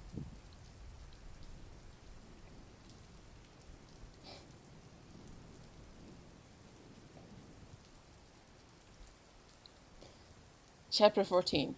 The Christmas Idea. In which you meet someone new. I have to remember voices I gave for everyone. Christmas was approaching. That sounded slightly ominous, because it actually was. It was all your father's fault. You were minding your own business, happy in your obliviousness, until one day at the beginning of December, while you were in their house, he asked you, So, Sweet Pea, what are you going to give Sans for Christmas? You stopped what you were doing, which may or may not have been related to sharpening Cecily all of the house's pencils, thinking about that annoying neighbor who constantly let his dog poop in the front of the door, and stared in the distance with your eyes glazed over while your world crumbled around you. Yes. Shit. Fuck. Christmas. Sans. Presents. Friends gave each other presents for Christmas. You never bought a present for a friend. Sweet Pea. Father, he said mechanically. Yes, daughter. Christmas is coming. Yes, sweetie. It happens every year. Sans is my friend. So you tell me. I have to buy him a present. Oh, for the love of God, interjected your mother. Knock it off, you two. The White Walkers are not invading us, and buying a present isn't the end of the world. It is if I don't know what to buy. Well, what does he like? Food, you answered without missing a beat. That much you knew about him. He loved food. Cooking, eating, watching cooking shows on TV, going grocery shopping with and for you, pestering you about the fact that you didn't eat enough. All of them were food-related activities that he absolutely adored. Your parents began throwing ideas your way while your brain desperately tried to recover from the sudden holiday-related blow. Okay, maybe you can bake him a cake. Dear, that sounds like a birthday gift. Hey, maybe he's one of those poor souls who are born near Christmas and receive only one present a year. That would be very convenient. What about chocolates? That screams Valentine's Day. Why don't you think of something then? I'm not as creative as you, honey. Eh. I don't want to give him food, you said, interrupting your banter. I already do it all the time when I make too much. Doing it for Christmas, too, seemed lazy. What did Sans like aside from food? He liked jokes. A joke book? No, we surely had dozens of them already. Hobbies? Your mother asked. Torture and murder? You snorted. Yeah, like you could give him something of that line of Well, actually, no one said you couldn't. A set of knives? Sweet pea, stay with us. Hobbies? Right, scratch that. Knives were not very Christmas-like. Maybe for his birthday. We lost her again. Sweetie, do you need a grounding hug? You refocused your eyes on them. I never asked him about hobbies. Your mother tentatively put her hand on your shoulder. Don't think about it too hard. If it's not poisonous or sharp, anything's a good choice. Is there someone you can ask for advice? Is there someone you could ask for advice? Another friend, a relative? Said your father. Wait, a relative? He has a brother. Perfect, then you can ask him. Only, maybe drop all those pencils before you do, okay? You sighed and nodded. Very well. Now that that's settled, let's talk about my present. You're getting the same as always, Dad. But I'm running out of places to put them. You just stared at him while your mother snickered beside you. Finally, he sighed. Fine, I get it. There's always space for a new pencil set.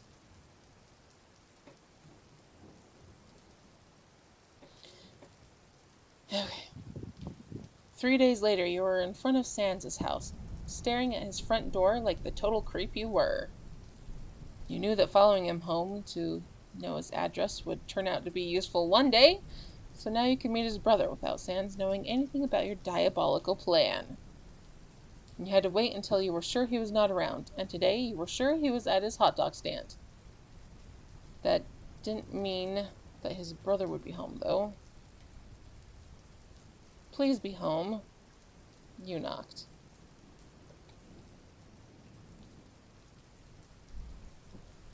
So please be home. You knocked. Almost immediately, the door was open with enthusiasm that bordered on violence, and you came face to chest with Sans' little brother. Yeah, little. You took a step back and craned your head up. And up.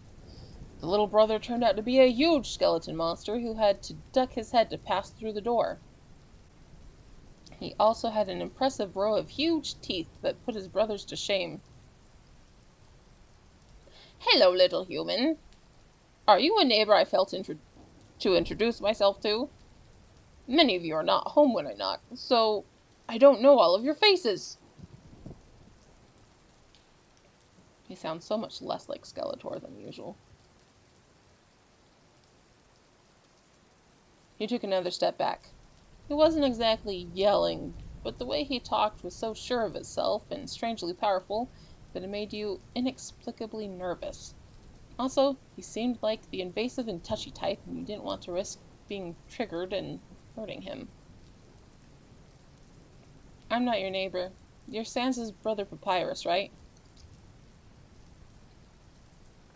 Yes, I am the Great Papyrus. So you know Sans? Wait a minute. He took a step forward, which prompted you to back away even more. Can it be that you are actually Sans'... A truck passed on the street behind you, honking loudly and covering Papyrus's last word. You thought you heard the word friend somewhere beneath all that noise, so you nodded and told him your name. What else could he have said, anyway? He seemed excited by your answer and visibly beamed. I'm so happy to finally meet you. I can't believe that lazy bones waited so long to introduce us that you had to do it yourself. What a torture it must have been for you to know that his cool brother was so close and yet so far from you. But fear not, because now you can have the privilege of become the closest of friends with the most marvelous monster on the surface.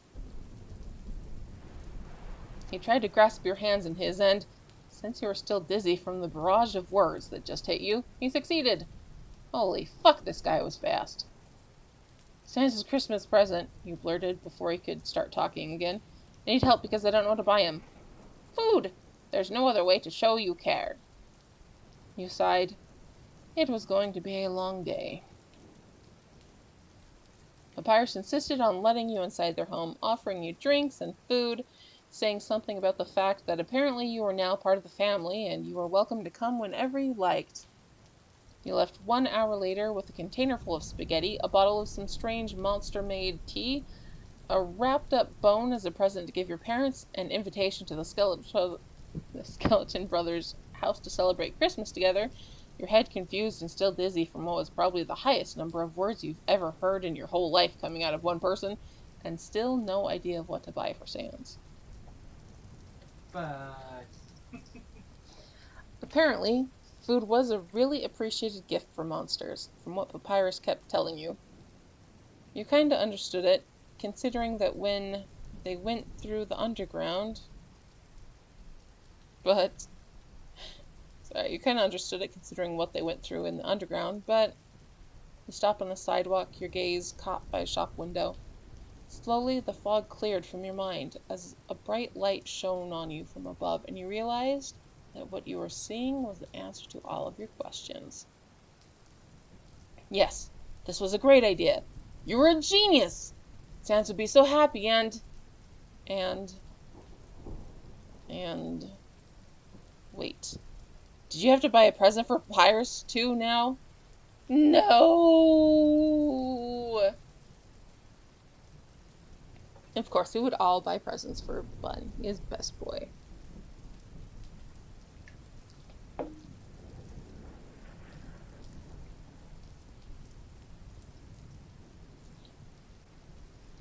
Sans and Papyrus's house was decorated like an overgrown Christmas tree, managing to be a beacon in the night, probably visible from space, and a giant fire hazard at the same time.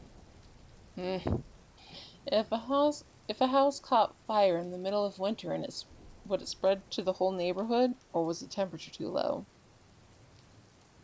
If aliens decided to invade Earth attracted by the blinding light, would monster magic work on them? What demon possessed Sans against his will and made him dress nicely in jeans and a red sweater, even even making him lose his damn pink slippers? Why was Papyrus nowhere to be seen, and there were only you and Sans in the sparkling clean living room? Well, not that you minded, but it seemed strange considering that he was the one who invited you. Have I scared your brother? You asked, putting on the table set for two the cookies you baked for them. Don't worry. He does that a lot when he wants people to bond, answered Sans, promptly snatching a cookie from the tray. This was so strange. Maybe it was the fact that you never hung out at his house before. Maybe it was because all the lights and decorations were confusing your brain. Maybe the sight of Sans wearing clothes that matched and showing actual effort on his part was weirding you out, but you were suddenly feeling nervous about the present that you were yet to give him.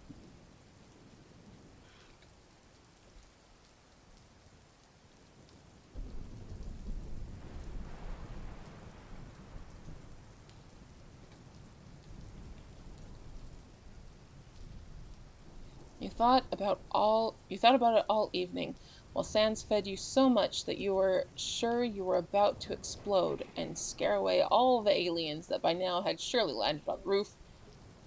What if he didn't like it? What if you fucked up and he expected food as Papyrus told you? Your eyes kept drifting to him, wondering if it was too late to pretend that the cookies were actually his present. Speaking of which, how did Sans manage to get crumbs all over his face like that, considering he ate all of them in one bite? Or he ate them all in one bite. What? Has anyone told you that you don't make any sense? Many times. Good. Now stay still. Reached over the table and carefully swiped your thumb under his mouth. There. Better. Before you could sit back, Sans grabbed your hand. Then he opened his mouth and actually licked your finger. Let's not waste anything. Am I right? He said, winking. For a few moments, you just stared at him, too stunned to actually talk. Then your brain finished processing what had just happened. I can't believe you did that! Who does that? And since when do you have a tongue anyway? He chuckled at your expense. What's the matter? Didn't think I have some tricks up my sleeve. And you use them to lick me? His grip on your hand tightened. Oh no. Don't you dare! Slowly he opened his mouth, sticking his blue tongue out. You tried to pull your hand back to no avail. He licked you from palm to fingers while you whined pitifully. Ew, no! What the hell, dude? Looking satisfied with himself, he let you yank your hand back. You wiped it on your napkin, shooting daggers at him with your eyes. You know that this means revenge. My bones are rattling in fear. You stood up. You're going to regret this. Bring it on. Oh, he didn't just say that. After rolling up your sleeves, you pointed dramatically at him. You, me, outside, snowball fight, now. Sure. You were covered in snow. Actually, you and the snow were becoming one, judging by the way it was making itself comfy down your sweater. Sans absolutely crushed you, dodging everything you threw his way and hitting you with surgical precision, that little shit. You're cheating, you yelled, while a snowball chased you around. You didn't say no magic. Fuck you and your magic. At the last moment, you changed direction, ran straight at him. Opening your arms, you jumped and dragged him to the ground while the snowball hit you on the back. Yes, sweet vengeance! Become one with the snow! That was a low blow. That's what you deserve for cheating. Snow shower! He just stayed there, receiving his punishment passively while you covered him in snow until he resembled a snowpoff. Sans, you're supposed to try escaping. He didn't answer you. Confused, you uncovered his face and found him with his eyes closed. I can't believe it! How can you be asleep? After that, you went back inside and sipped hot chocolate on the couch, hoping that the house's warmth and the blanket you were both covering under would be enough to dry your damp clothes. I totally won. If you say so. Of course I do, because I won, you said, wondering if skeletons were ticklish.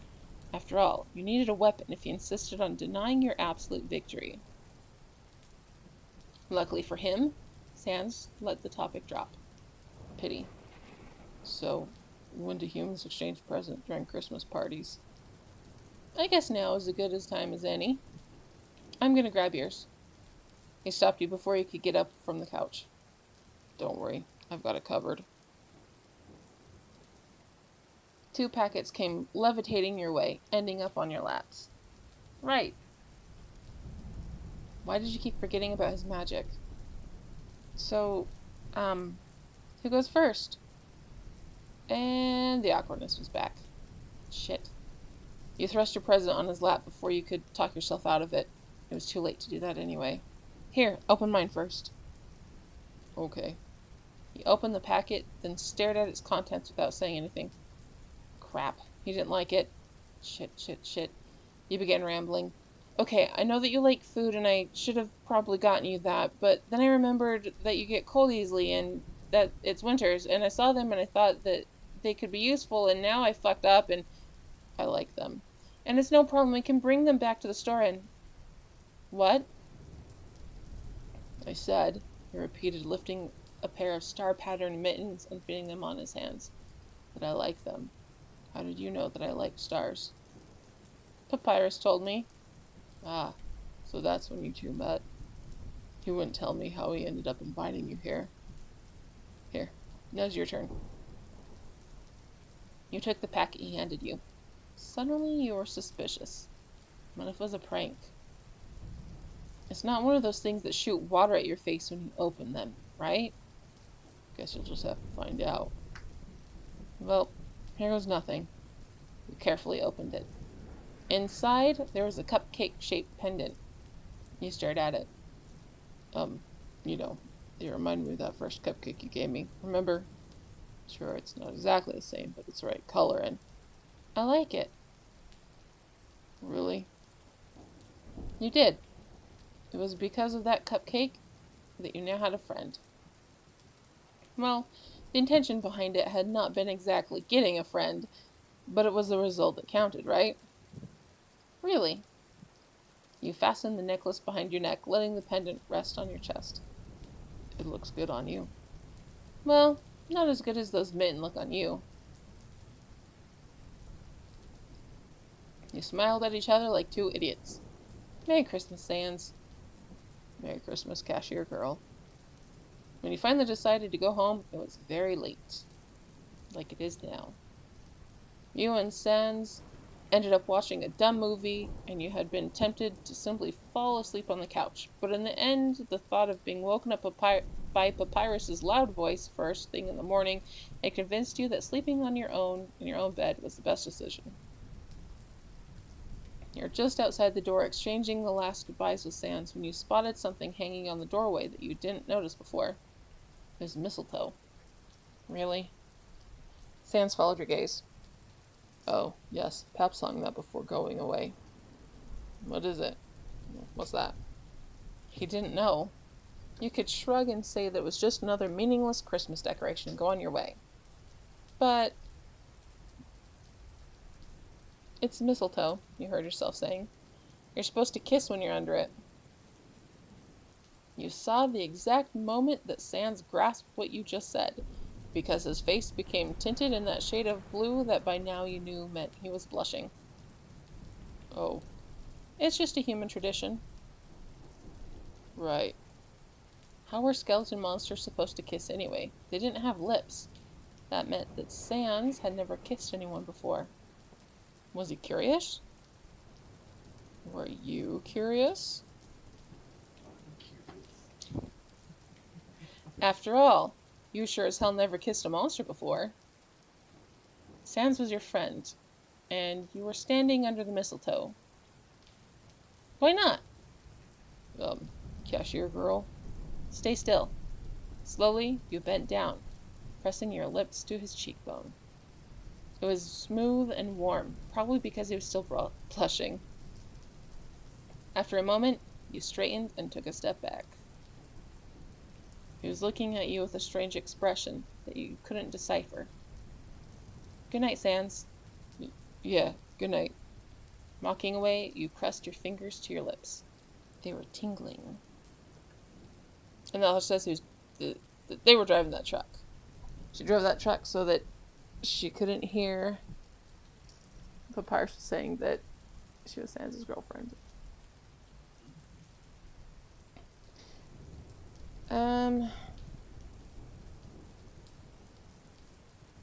This is the last chapter in the storyline. It's written already.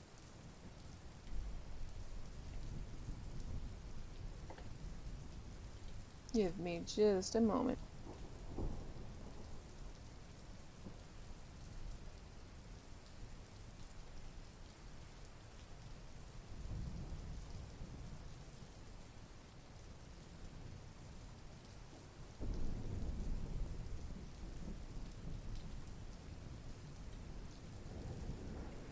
Alright.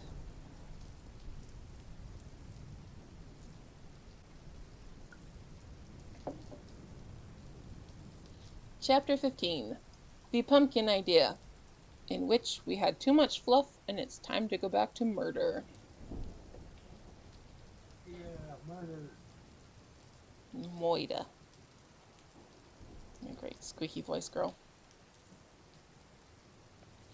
Squeaky voice girl, aka Sadie.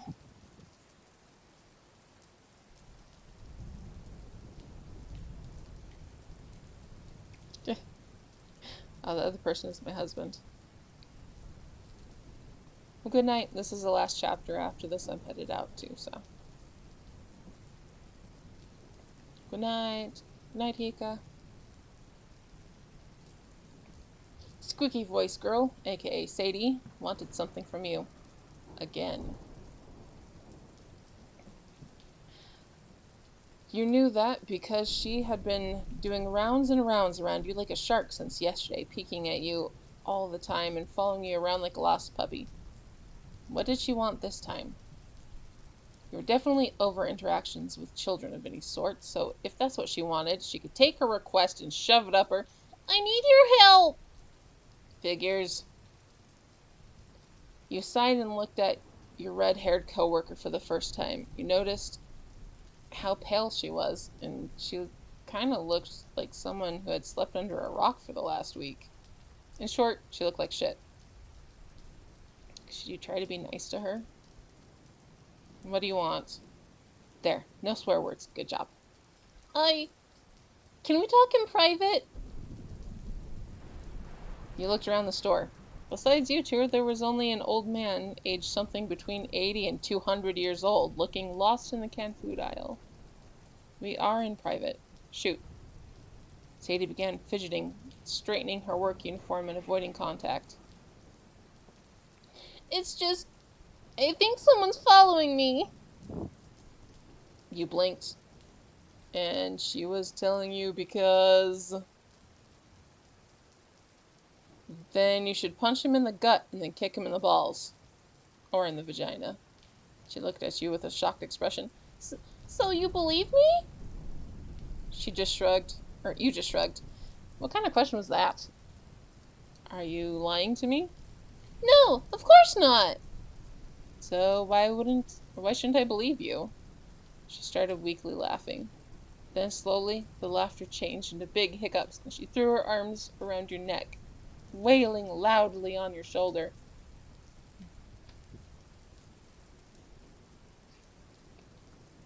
No. No, no, no, no, no, no, no, no, no, no. You looked helplessly around you, hoping to find anything to escape the situation.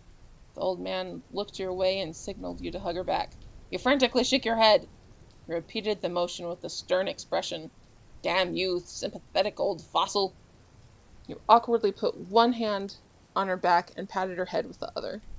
He gave you a thumbs up and went back to his contemplation of canned tuna. I'm so scared. This week I found flowers on my windshield 4 times. I received anonymous calls in the dead of night, and when I closed the shop 2 evenings ago, I swear someone followed me all the way to my car. You scoffed internally. Anonymous calls and noticeably following someone at night? What an amateur. Well, you're right to be scared. This idiot probably thinks inside his twisted brain that you're the perfect girlfriend and wants to keep you all for himself. He'll probably kidnap you and kill you when he realizes you're not into him. She cried even harder. I know! You looked her up and down critically. She was a tiny, delicate thing, so a direct physical confrontation was probably a bad idea. A knife would put her too close to her aggressor. I think what you need is a gun, but I don't have one to give you. Maybe you should ask that old man over there. I already have pepper spray. That's cute. So what you're saying is that you can't deal with this creep alone. Do you want me to kill him? She began giggling brokenly. You're always so funny. Thank you so much for being my friend. You stiffened. Friend? What? You and her? Since when? You... Before your brain could come up with a way to metabolize what you just heard, she took a step back and dried her eyes with a sob. No, I just wanted to ask if you think Sans could help me. Friend. What? Sans? Why Sans? You want Sans to kill your stalker? This girl was too strange. Why was she calling you friend? You barely spoke to each other, and you certainly didn't go out of your way to be nice to her. You didn't feel anything for her, and if she was killed tonight, you wouldn't feel sad at all. You searched your brain frantically, looking for some proof that you had accidentally made her believe you to be a friend. Wow. No, I mean, he's a monster, and he has magic, and he is, kind of scary looking. Not that it's his fault or anything. So he could maybe find out who it is and scare him or her away? No, you didn't know, actually. You couldn't feel fear. You knew that people tended to be nervous and scared around Sans, but you didn't understand why. Whatever. In that case, you should ask him. She visibly deflated, but then she gulped and nodded jerkily. Right. Yes, I'll just ask him. It's easy, really. Just go up to him and ask. There's nothing difficult with that. I can do it. Do what? Sans popped into existence right beside her. She squeaked and jumped right next to you, grabbing your arm. Someone is stalking her, you explained, trying and failing to free your arm from her death grip. He gave you a question. Doing what? Stalking. Following her around with bad intentions. Ah, now I get it. Like you did with me that night after the pub fight. Exactly. He leveled his eyelight to Sadie, casually putting his hands in his pockets. You should just kill him, Pumpkin. He probably wants to chop you to bits and keep you in his freezer. You were going to chop her to bits if she didn't let go of you right now. Also, Pumpkin? Uh, I. She stuttered, tentatively releasing your arm. Sans, I don't want to be a bother, and I understand if you don't want to do it because I'm always so rude, being afraid of you, well, all you've. And all, well, you didn't do anything wrong to me at all, but do you think that you can help me with this? Maybe with your magic and stuff? You can find out who it is and kinda scare him away? That definitely took Sans by surprise, judging by the way his red eyelight widened. I can repay you, She added hurriedly. I don't have much money at the moment, but I can sell something or. I don't need money, Sans interrupted her, glancing briefly up at you before returning his gaze to her. I'll do it, but you'll owe me a favor. Sadie's nervous expression lifted to one of extreme relief in the blink of an eye. Yes, of course! Thank you. Thank you so much. You're so kind. I'm so happy right now. Can I hug you?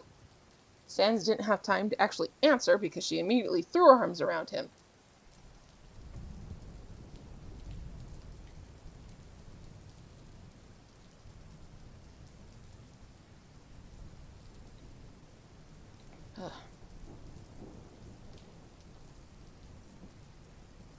You could see him stiffen just like you did only moments before, while inside you a curious feeling was making its way inside your stomach. Did she consider Sans her friend as well now? But he was your friend. Yours, not hers. Hugging him should be your business, not hers. Before you could think about your actions, you were already behind Sans, grabbing him under his arms and actually picking him up. Break time, he said simply before walking outside with him thrown over your shoulder. You put him down in a back alley near the supermarket, trying to ignore the stupid grin he was aiming your way. Is this a kidnapping? More like a rescue. I never realized she was a hugger. Pity. It would be interesting being kidnapped by you. I don't do kidnappings. I don't have enough patience for that. I'd probably kill the victim before we get far. You're missing out on a lot of fun then. Maybe I should be the one kidnapping you, just to show you how it's done. You crossed your arms, leaning against the wall at your back. Teleporting me away is not showing me how it's done. It's just plain cheating. Also, for a serious experience, you should also restrain me. And that would get boring pretty fast. Not to mention the fact that you'd need to untie me every time I needed to go to the bathroom, unless you want things to get really messy. Yeah, guess you're right, he said, looking pretty bummed for a moment. Wait, was the little shit actually thinking about kidnapping you for real? Sans, he said, leaning slightly toward him, don't ever think about it. You may be a big deal between monsters. I know your way around murder, but you haven't seen me at my worst yet. You know pretty well what kind of impulses I have. Don't give me a reason to act on them. He was considering it. You saw it on his face. Shit. Ever since Christmas, something had shifted. You couldn't put your finger on what exactly had changed, but you just felt strange. Maybe it was because the realization that you had not used violence for a very long time finally dawned on you. How long had it been since you'd actually hurt someone? 2 months? More? You never resisted so long before. You were starting to feel antsy from abstinence. It didn't help that it had been so long. It had also been long since you'd bedded. It didn't help that you had... Oh my good fuck, it's like bedtime, man. It didn't help that it had also been long since you last bedded someone. You liked sex, and it was not rare for you to pick someone up at a pub for the night, but now it was like you always had something else better to do. Texting with Sans, cooking, watching a movie with Sans, getting drunk. Also, the few times you actually tried to find someone, you just ended up going home empty-handed. The guy was cute, but he didn't have a sense of humor. That girl was gorgeous, but she didn't like hot dogs. Those twins were sexy as hell, but they were too stylish. Little details that before wouldn't have even been on your radar, now were more than enough to turn you off at the speed of light. And Sans, what was your only friend doing to help you in this time of need and nerve-wracking confusion? He provoked you. A lot. It was like he wanted to see how far he could bait you before you actually exploded in his face. Just a few days ago, while you were both chilling on your couch eating junk food and watching a movie, he asked you out of the blue if you had ever fantasized about breaking one of his bones. You answered without missing a beat that of course you did, and then he went all strange on you, giggling like a maniac and tugging at his empty eye socket, while using his magic to make a hammer land on your lap. Hit me then, he murmured in your ear, while you stared at the object with near fascination. You tentatively took it, while slowly turning your head to look at Sans, and then, "What the fuck, Sans? This is a toy!" He burst out laughing in your face, and you ended up chasing him around the house with a plastic hammer. What you didn't admit, what you wouldn't admit, even under torture, was that at that moment, before he admitted that it was only a prank, you were actually aroused. Fuck, what the hell were you doing with your life? Anyway, he said, returning to the matter at hand, what are you doing? What are you going to do about the stalker? Probably kill him. It's the easiest way. Yeah, he was probably right. But to do that, he'd have to stay near Sadie until the freak showed up. Him and Pumpkin. Together, alone in the supermarket, or even worse, at her home. Was she going to ask him to be her friend? Would he actually accept? What if he did? Would he start spending more time with her than you? You felt curious. You felt that curious feeling stir once more in your stomach, together with the sudden impulse to stride inside the store and relieve the stalker of his work strangling Sadie with your bare hands. I'll help, you blurted out before you could realize what was about to come out of your mouth. Sans tilted his head. You want a piece of him too? No, I want a piece of you. Wait, what? You blinked a couple of times, stunned at your own thoughts. What the actual fuck? Cashier girl. I just know how human stalkers think. You're more of a... You made a vague gesture toward him. Straightforward kind of hunting guy. Killer's the word you're looking for. Call yourself whatever you want. You're not going to stay alone with him. I mean with him, or her, if the stalker is a woman. In any case, I'm gonna help you. You worried about me? Yes. No. Maybe?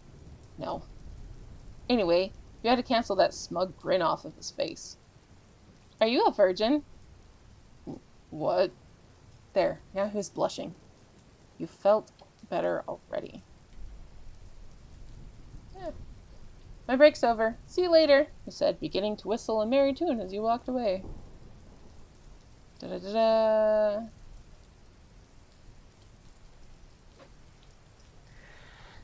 Alright, that's the end. There's Sans with his super cute stare mittens.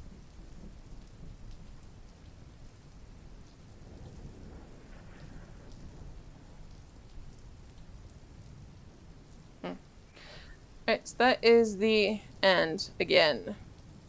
This is author's Tumblr right here.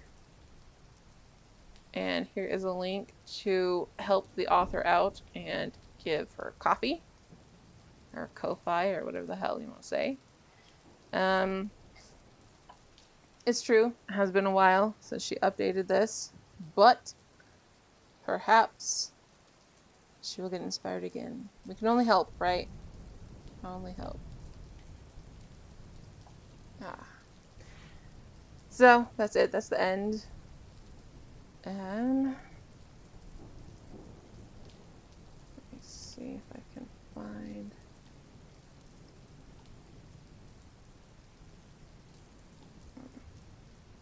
No, that's it. Going to bed now. It's bedtime. Go to sleep.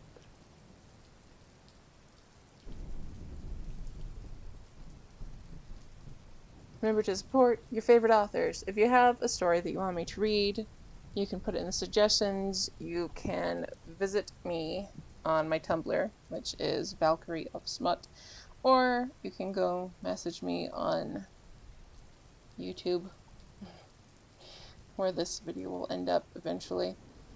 Or you could send me a message on here, I guess. And there's also just the chat. So everyone have a good night. I hope you enjoyed the story. Spooky dreams. Enjoy all of the spook.